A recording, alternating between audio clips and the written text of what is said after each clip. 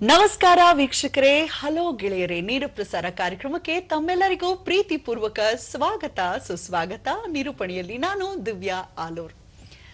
ಪ್ರೀತಿಯ ವೀಕ್ಷಕರೇ, ತಮ್ಮೆಲ್ಲರಿಗೂ ತಿಳಿದಿರೋ ಹಾಗೆ ಹಲೋ ಗೆಳೆಯರೇ ಕಾರ್ಯಕ್ರಮದ ವಿಶೇಷತೆ ಏನಪ್ಪಾ ಅಂತ ಹೇಳಿದ್ರೆ, ನೇರ ಪ್ರಸಾರ ಕಾರ್ಯಕ್ರಮದಲ್ಲಿ ನೇರವಾಗಿ ಓರ್ವ ಅತಿಥಿಗಳು ಪ್ರತಿದಿನ ಒಂದೊಂದು ವಿಶೇಷವಾದ ಮಹತ್ತರವಾದ ಮಾಹಿತಿಯನ್ನ ಅದರ ಬಗ್ಗೆ ಬೆಳಕನ್ನ ಚೆಲ್ಲಲಿಕ್ಕೆ ನಮ್ಮ ಜೊತೆ ಇರ್ತಾರೆ.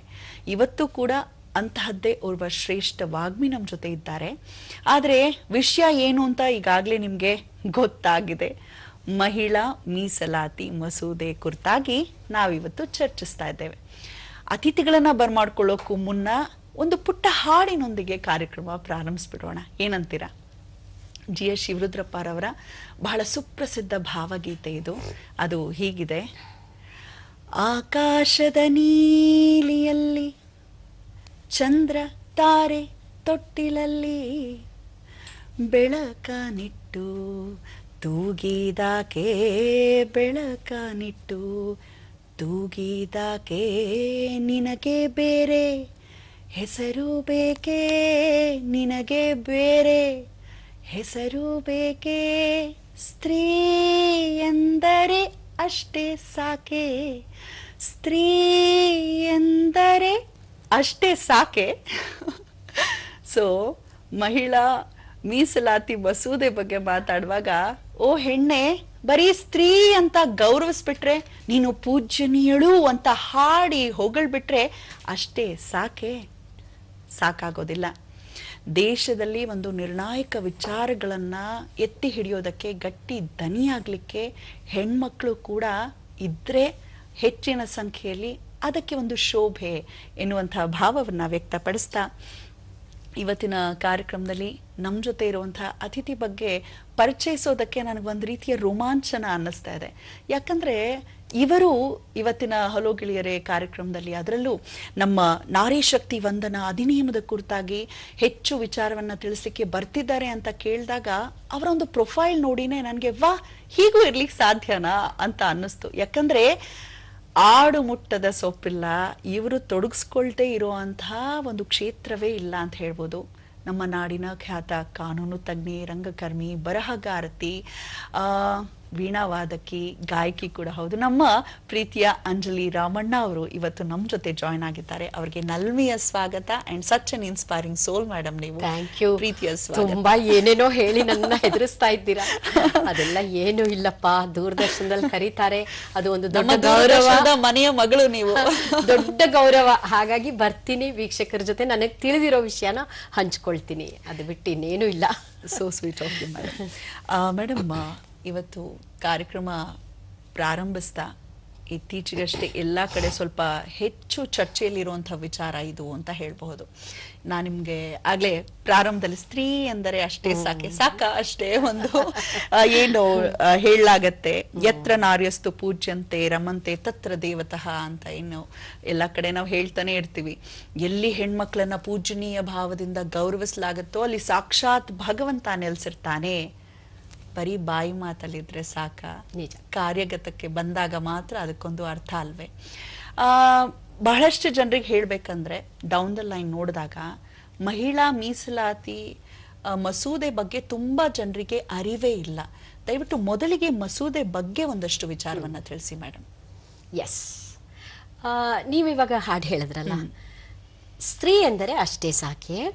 ಅದೇ ಪದ್ಯದಲ್ಲಿ ಒಂದು ಸಾಲು ಬರುತ್ತೆ, ತಂದೆ ಮಗುವ ತಬ್ಬಿದಾಕೆ ನಿನಗೆ ಸ್ತ್ರೀ ಎಂದರೆ ಅಷ್ಟೇ ಸಾಕೆ. ಇದನ್ನ ಯಾವಾಗ ಮೊದಲನೇ ದಿವಸದಿಂದ ಯಾವಾಗ ಕೇಳಿದ್ರು ನನಗೆ, ಸ್ತ್ರೀ ಎಂದರೆ ಅಷ್ಟೇ ಸಾಕೇ ಇದೆಯಲ್ಲ, ಅದು ಸ್ತ್ರೀ ಎಂದರೆ ಅಷ್ಟೇ ಸಾಕು, ಮನೆಯಲ್ಲಿ ತಂದೆ ಮಕ್ಕಳನ್ನ ನೋಡ್ಕೊಂಡು, ಅಂದ್ರೆ ಗಂಡ ಮಕ್ಕಳನ್ನ ನೋಡ್ಕೊಂಡು ಕುಟುಂಬ ನಿರ್ವಹಣೆ ಮಾಡ್ಕೊಂಡಿರು, ನನ್ಗೆ ಅದೇ ಧ್ವನಿಸತ್ತೆ.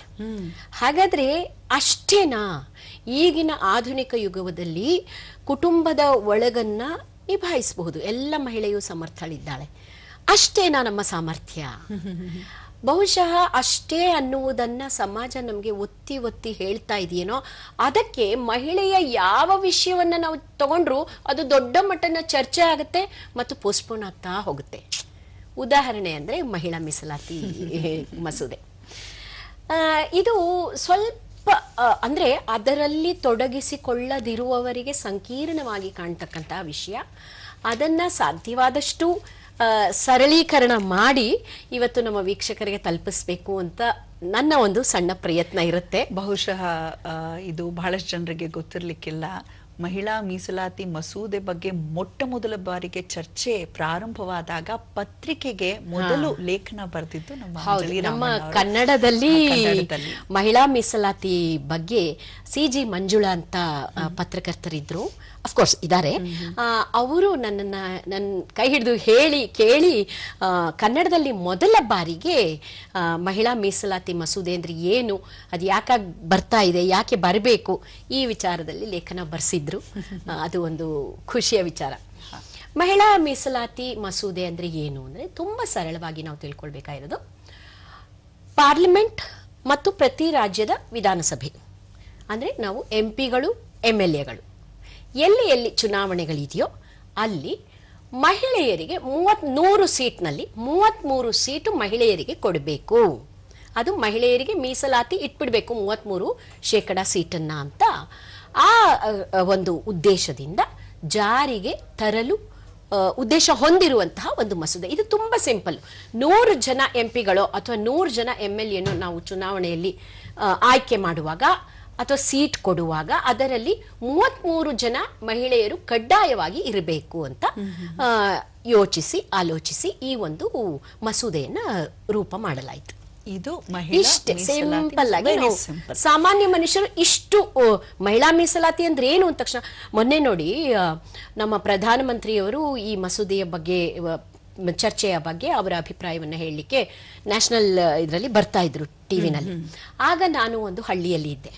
ಅಲ್ಲಿಯ ಗ್ರಾಮ ಲೆಕ್ಕಿಗ ಅಂದ್ರೆ ವಿ ಕ್ಯಾನ್ ಇಮ್ಯಾಜಿನ್ ಸುಮಾರು ಹಳ್ಳಿಗಳ ಒಡೆತನ ಅವರಲ್ಲಿ ಇರುತ್ತೆ. ಅವರು ನನ್ನನ್ನ ಮಹಿಳಾ ಮೀಸಲಾತಿ ಏನಿದು, ಏನ್ ಮಾತಾಡ್ತಿದ್ದಾರೆ ಮೋದಿಯವರು, ಮಹಿಳಾ ಮೀಸಲಾತಿ ಅಂದ್ರೆ ಏನು, ಯಾವೆಲ್ಲ ಕ್ಷೇತ್ರದಲ್ಲಿ ಯಾವೆಲ್ಲ ವಿಷಯದಲ್ಲಿ ಮಹಿಳೆಯರಿಗೆ ಏನೇನು ಲಾಭ ಇದೆ ಇದರಿಂದ ಅಂತ ಕೇಳಿದ್ರು. ಅಂದ್ರೆ ಮಹಿಳಾ ಮಹಿಳಾ ನಾರಿ ಶಕ್ತಿ ವಂದನ್ ಅಧಿನಿಯಮ ಅಂತ ಏನಿದೆ ಅದು ಪರ್ಟಿಕ್ಯುಲರ್ಲಿ ಯಾವ ವಿಷಯಕ್ಕೆ ಇದೆ ಅನ್ನುವುದೇ ತುಂಬಾ ಜನಕ್ಕೆ ಇನ್ನೂ ಗೊತ್ತಾಗಿಲ್ಲ. ಇಷ್ಟೇ ಸಿಂಪಲ್. 100 ಜನ MP ಗಳನ್ನು ಮತ್ತು 100 ಜನ MLAಗಳನ್ನು ನಾವು ಚುನಾವಣೆಯಲ್ಲಿ ನಿಲ್ಲಿಸಿದಾಗ ಆಯ್ಕೆಗಾಗಿ ಆ ನಿಲ್ಲಿಸುವಾಗ್ಲೇ ಟಿಕೆಟ್ ಕೊಡೋದು ಅಂತ ಹೇಳ್ತೀವಲ್ಲ, ಅದರಲ್ಲಿ 100 ಜನದಲ್ಲಿ 33 ಜನ ಮಹಿಳೆಯರಿಗೆ ಟಿಕೆಟ್ ಕೊಡಬೇಕು ಅನ್ನುವ ಆಶಯವನ್ನು ಹೊಂದಿರುವ ಒಂದು ಕಾನೂನು. ಈಗ 2023ರಲ್ಲಿ ಆಗ್ಲೇ ಇದು ಚರ್ಚೆಗೆ ಬಂದಿತ್ತು ಮತ್ತು ಪಾಸ್ ಕೂಡ ಆಗಿತ್ತು. ಆದ್ರೆ ಈಗ ಯಾಕೆ ತಡೆ ಹಿಡಿದಿರುವಂತದ್ದು? ಈಗ ಅದು ಪಾಸ್ ಆಗಿತ್ತು, ಹಾಗಿದ್ರೆ ಅದು ರದ್ದಾಗಿದ್ ಲೆಕ್ಕನ? ಇಲ್ಲ, 2023ರಲ್ಲಿ ಈ ಮಸೂದೆಯನ್ನ ಚರ್ಚೆಗೆ ತಂದು ಪಾರ್ಲಿಮೆಂಟಿನ 2 ಸದನದಲ್ಲಿ ಸೆಪ್ಟೆಂಬರ್ ತಿಂಗಳಿನಲ್ಲಿ ಅದು ಮಸೂದೆಯನ್ನ ಕಾಯ್ದೆ ಮಾಡಲಾಯಿತು. ಅಂದ್ರೆ ಬಿಲ್ ಅನ್ನ ಪಾಸ್ ಮಾಡಿ ಆಕ್ಟ್ ಮಾಡಲಾಯಿತು. ಅದಕ್ಕೆ ಅದೇ ವರ್ಷದ ಸೆಪ್ಟೆಂಬರ್ 28ನೇ ತಾರೀಕು ರಾಷ್ಟ್ರಪತಿಗಳ ಅಂಕಿತನೂ ಬಿತ್ತು. ನಮಗೆಲ್ಲ ಗೊತ್ತಿದೆ ಒಂದು ಕಾನೂನು, ಈಗ ಫಾರ್ ಎಕ್ಸಾಂಪಲ್ ವರದಕ್ಷಿಣೆ ಕಿರುಕುಳ ತಡೆಗಟ್ಟುವ ಕಾನೂನು ಅಥವಾ ಬಾಲ್ಯ ವಿವಾಹ ನಿಷೇಧ ಕಾನೂನು ಇದೆಯಲ್ಲ, ಈ ಕಾನೂನುಗಳು ಪಾರ್ಲಿಮೆಂಟ್ ಹೌಸಿನಲ್ಲಿ ಪಾಸ್ ಆಗ್ಲಿಕ್ಕೆ ರಾಜ್ಯಸಭೆ ಲೋಕಸಭೆಯಲ್ಲಿ ಚರ್ಚೆ ನಡೆದು ಅವರು ಎರಡೂ ಒಪ್ಪಿಕೊಂಡಾಗ ಕಾನೂನಾಗತ್ತೆ. ಅಲ್ಲಿವರೆಗೂ ಅದನ್ನ ಅಧಿನಿಯಮ ಅಂದ್ರೆ ಬಿಲ್ ಅಂತ ಹೇಳ್ತಾ ಇರ್ತೀವಿ.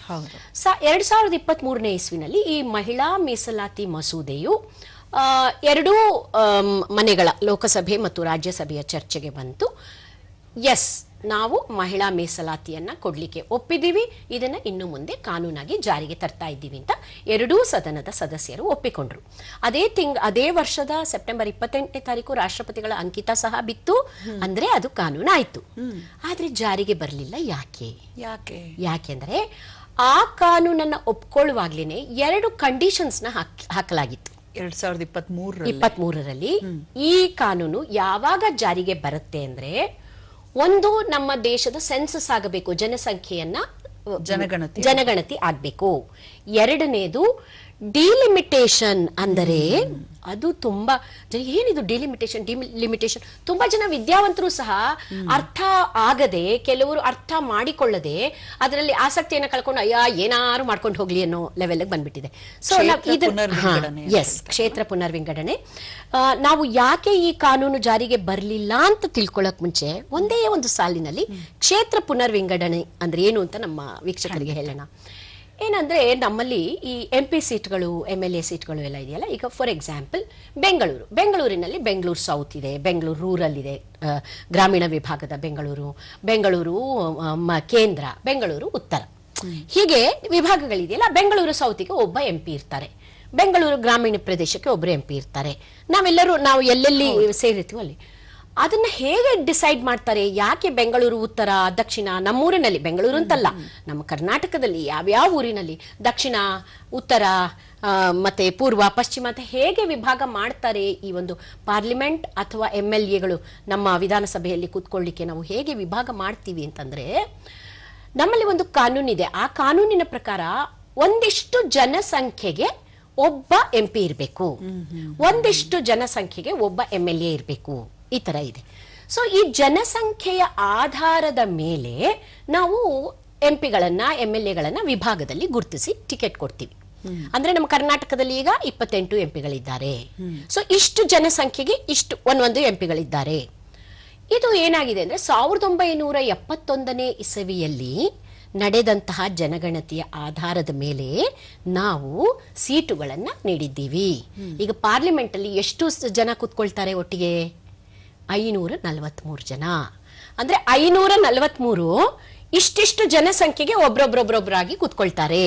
ಈಗ ಜಾಸ್ತಿ ಆಗಿದೆ ಜನಸಂಖ್ಯೆ. ಈಗ ನೋಡಿ, ಅದಾದ ನಂತರ 2011ರಲ್ಲಿ ಜನಗಣತಿ ಆಯ್ತು. ಅದಾದ ನಂತರ ಇನ್ನೂ ಒಂದು ಜನಗಣತಿ ಆಗಿತ್ತು. ಆದ್ರೆ ಇದು ತೀರ್ಮಾನ ಆಗಿದ್ದು 543 ಸೀಟ್ಗಳು ತೀರ್ಮಾನ ಆಗಿರೋದು 1971. ನಾವು ಇರೋದು 2026. ಈಗ ಅಷ್ಟೇ ಜನಸಂಖ್ಯೆ ಇದೆಯಾ? ಇಲ್ಲ. ಅಲ್ಲಿ ಇದ್ದಿದ್ದಕ್ಕಿಂತ 3 ಪಟ್ಟು ಜನಸಂಖ್ಯೆ ಜಾಸ್ತಿ ಆಗಿದೆ.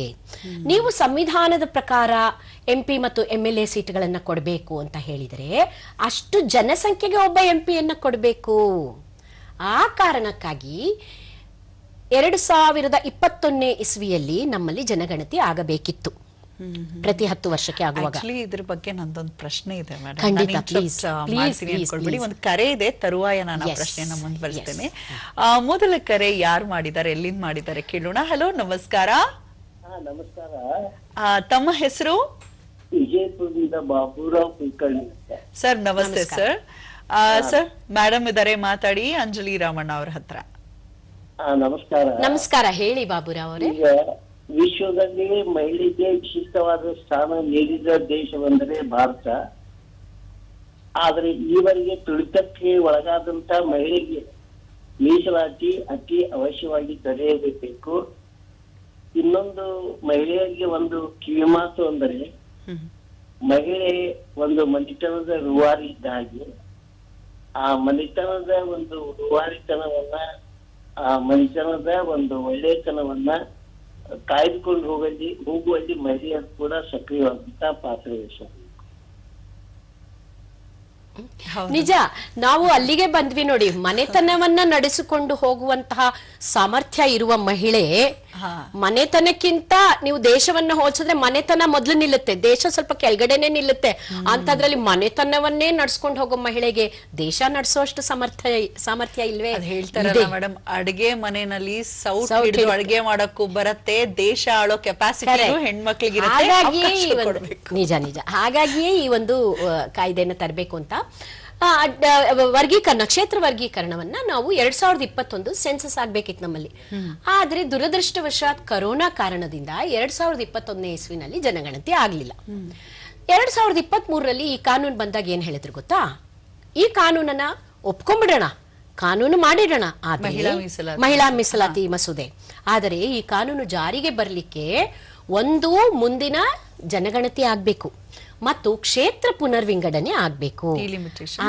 ಅದಾದ ನಂತರ ಮಹಿಳೆಯರಿಗೆ 33% ಕೊಟ್ಟು ಈ ಕಾನೂನನ್ನ ಜಾರಿಗೆ ಮೇಡಮ್, ತರಬೇಕು. ಇವಾಗ ಡಿಲಿಮಿಟೇಷನ್ ಬಗ್ಗೆ ನೀವು ವಿಸ್ತಾರವಾಗಿ ತಿಳಿಸಿದ್ರಿ. ಆದ್ರೆ ಈಗ ಎಲ್ಲರಲ್ಲೂ ಒಂದು ಭಯ ಹುಟ್ಟಿರೋದು ಏನಪ್ಪಾ ಅಂತ ಹೇಳಿದ್ರೆ, ನಾವು ಅಭಿವೃದ್ಧಿ ಕಡೆಗೆ ಹೆಚ್ಚು ಗಮನವನ್ನ ಕೊಟ್ಟು ನಾವು ಜನಸಂಖ್ಯೆಯನ್ನ ಕಮ್ಮಿ ಮಾಡ್ಕೊಂಡಿದ್ದೀವಿ, ಆದ್ರೆ ಉತ್ತರ ಭಾರತದಲ್ಲಿ ಹೆಚ್ಚು ಮಾಡ್ಕೊಂಡಿದ್ದಾರೆ, ಅವರು ಜಾಸ್ತಿ ಎಂಪಿಗಳಾಗ್ತಾರೆ, ನಮ್ಮ ಕೂಗು ಎಲ್ಲೋ ತಗ್ಗಿ ಹೋಗುತ್ತೆ ಅನ್ನೋ ಒಂದು ಭಯ ಕೂಡ ಇದೆ ಅಲ್ವಾ ಮೇಡಮ್? ಈ ಕಾರಣಕ್ಕೇನೆ ನಮ್ಮ ದಕ್ಷಿಣ ಭಾರತದ ರಾಜ್ಯಗಳು ಇಂದ ಹೋಗಿರ್ತಕ್ಕಂತಹ ಎಂಪಿಗಳು ಅಲ್ಲಿ ಪಾರ್ಲಿಮೆಂಟ್ನಲ್ಲಿ ಈ ಒಂದು ಡಿಲಿಮಿಟೇಷನ್ನ ತಡೆ ಹಿಡಿಯೋಣ ಅಂತ ಹೇಳ್ತಾ ಇದ್ದಾರೆ. ಬಟ್ ಏನಾಗುತ್ತೆ ಅಂದ್ರೆ, ಡಿಲಿಮಿಟೇಷನ್ ಮತ್ತು ಮಹಿಳಾ ಮಸೂದೆ ದಕ್ಷಿಣ ಉತ್ತರ ಈ ಜನಸಂಖ್ಯೆನ ನಾವು ತೆಗೆದುಕೊಂಡ್ರೆ ಮಹಿಳಾ ಮೀಸಲಾತಿ ಯೋಜನೆಯ ಬಗ್ಗೆ ಚರ್ಚೆ ಹಿಂದೆ ಉಳಿದು ಬಿಡುತ್ತೆ. ಹಾಗಾಗಿ ಅದು ಡಿಲಿಮಿಟೇಷನ್ ಸಪರೇಟ್ ಆಗಿ ಯೋಚನೆ ಚರ್ಚೆಗೆ ಬರಬೇಕಾದಂತಹ ವಿಷಯ. ಬೇಸಿಕ್ ಆಗಿ ಮೂಲಭೂತವಾಗಿ ಇಷ್ಟೇ, ಡಿಲಿಮಿಟೇಷನ್ ಅಂದ್ರೆ ಕ್ಷೇತ್ರ ಪುನರ್ವಿಂಗಡಣೆ, ಅದು ಜನಸಂಖ್ಯೆಯ ಆಧಾರದ ಮೇಲೆ ನಡಿಬೇಕು.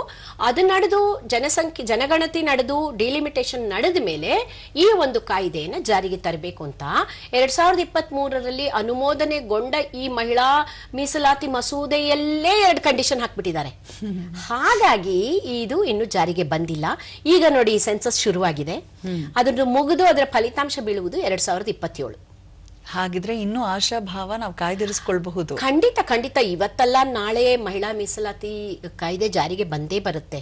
ಆದರೆ ಸದ್ಯದಲ್ಲಿ ಈಗ ನೋಡಿ, ಬಹುಶಃ ಅದರ ಬಗ್ಗೆ ಮಾತು ಮುಂದುವರಿಸೋಕ್ಕೂ ಮುನ್ನ ಮತ್ತೊಂದು ಕರೆ ಸಿದ್ಧವಾಗಿದೆ. ನಮಸ್ತೆ, ಮದ್ದೂರಿನಿಂದ ಕರೆ ಮಾಡಿರೋರು, ತಮ್ಮ ಹೆಸರು? ಮೇಡಮ್ ಸಿದ್ದು ಪ್ರಸಾದ್ ಅಂತ ಹೇಳಿ, ಮದ್ದೂರ್ ಹತ್ರ ಅಂಜಲಿ ಅಂತ. ಹಾ, ನಮಸ್ತೆ ಸಿದ್ದು ಅವರೇ, ಮಾತಾಡಿ ಅಂಜಲಿ ಮೇಡಮ್ ಅವ್ರ ಹತ್ರ. ಮೇಡಮ್ ನಮಸ್ತೆ, ಚೆನ್ನಾಗಿದ್ದೀರಾ ಮೇಡಮ್? ನಮಸ್ಕಾರ, ಹೇಳಿ. ಮೇಡಮ್, ಈಗ ನೀವು ಈಗ ತಾನೇ ಮಾತನಾಡ್ತಿದ್ರಿ ಡಿಲಿಮಿಟೇಷನ್ ಬಗ್ಗೆ, ಹಾಗೂ ಮತ್ತೆ 2023ರಲ್ಲಿ ಅನುಮೋದನೆ ಆಗಿದೆ ಅಂತಾನು ಕೂಡ ಹೇಳಿದ್ರಿ. ಅದನ್ನ ನಾನು ಇಲ್ಲಿ ವಾಚ್ ಮಾಡ್ತಿದ್ದೆ. ಮತ್ತೆ ಡಿಲಿಮಿಟೇಷನ್ ಅಂತ ಹೇಳಿದಾಗ ಮೇಡಮ್, ನೀವು 1971 ಇಸ್ವಿಲಿ ನೀವು 543 ಸೀಟ್ಗಳಿಗೆ ಆಯ್ತು, ಈಗ ಮತ್ತೆ ಅದು ಡಬಲ್ ಆಗಿದೆ ಅಂತ ಹೇಳ್ತಾ ಇದ್ದೀರಲ್ವಾ? ಈಗ ಮೇಡಮ್ ನಾನ್ ಕೇಳ್ತಾ ಇರೋದು ಹೇಗೆ ಅಂತಂದ್ರೆ, ಈಗ ನೀವು ಇದನ್ನ ಕ್ಯಾಸ್ಟ್ ಅನ್ನೋದನ್ನ ನಾನು ನಂಬಲ್ಲ, ಆದ್ರೆ ಈಗ ಕ್ಯಾಸ್ಟ್ ವೈಸ್ ಅಲ್ಲಿ 50-50 ರೇಷಿಯೋ ಮಾಡ್ಕೊಂಡ್ ಬರ್ತೀರಾ, ಹೆಣ್ಮಕ್ಳಿಗೆ ಮತ್ತೆ ಗಂಡ್ ಮಕ್ಳಿಗೆ ಅಂತ ಹೇಳಿ. ಅಥವಾ ಯಾವ ತರ ಮಾಡಿಸ್ತೀರಾ? ಈಗ ನಿಮ್ಮಲ್ಲಿ ಅವಕಾಶ ಇದೆ, ಈಗ ನಿಮ್ ಕೈಲಿ ಒಂದು ಅವಕಾಶ ಇದೆ ಅಂತಂದ್ರೆ ನೀವೇ ನಿರ್ಧಾರ ತಗೊಂಡು ನೀವೇ ಒಂದು ಹೇಳೋದಾದ್ರೆ ಯಾವ ತರ ಹೇಳ್ತೀರಾ ಮೇಡಮ್? ನೋಡಿ, ಇದ್ರ ಬಗ್ಗೆ ಸಾಕಷ್ಟು ಚರ್ಚೆಗಳು ನಡೆದಿದೆ. ನಮ್ಮ ಸಂವಿಧಾನ ಮತ್ತು ಈಗ ಒಂದು ನಡೆದುಕೊಂಡು ಬಂದಿರತಕ್ಕಂತಹ ಪ್ರತೀತಿ ಹಾಗೂ ಕಾನೂನುಗಳು ಹಾಗೂ ಉಚ್ಚತಮ ಕೋರ್ಟುಗಳ ತೀರ್ಪಿನ ಪ್ರಕಾರ ಯಾವುದೇ ಮೀಸಲಾತಿಯು 50% ಮೀರಬಾರದು. ಆ 50% ಮೀಸಲಾತಿ ಅಂತ ಏನ್ ಅನ್ಕೊಂಡಿದೀವಿ, ಅದರಲ್ಲೇನೆ ಮಹಿಳಾ ಮೀಸಲಾತಿ ಮತ್ತೆ ಜಾತಿ ಪ್ರಕಾರ ಇರ್ತಕ್ಕಂತಹ ನಮ್ಮಲ್ಲಿ ಹಲವಾರು ಮೀಸಲಾತಿ, ಪರಿಶಿಷ್ಟ ವರ್ಗ, ಪರಿಶಿಷ್ಟ ಜಾತಿಗೆ ಮತ್ತು ಅದರ್ ಬ್ಯಾಕ್ವರ್ಡ್ ಕ್ಲಾಸಸ್ ಅಂತ OBC ಅಂತ ಏನ್ ಹೇಳ್ತೀವಿ, ಇವರೆಲ್ಲರಿಗೂ ನಾವು ಅದರ ಒಳಗೇನೆ ಮೀಸಲಾತಿಯನ್ನ ಕಲ್ಪಿಸಬೇಕು ಅಂತ ಹೇಳುತ್ತೆ.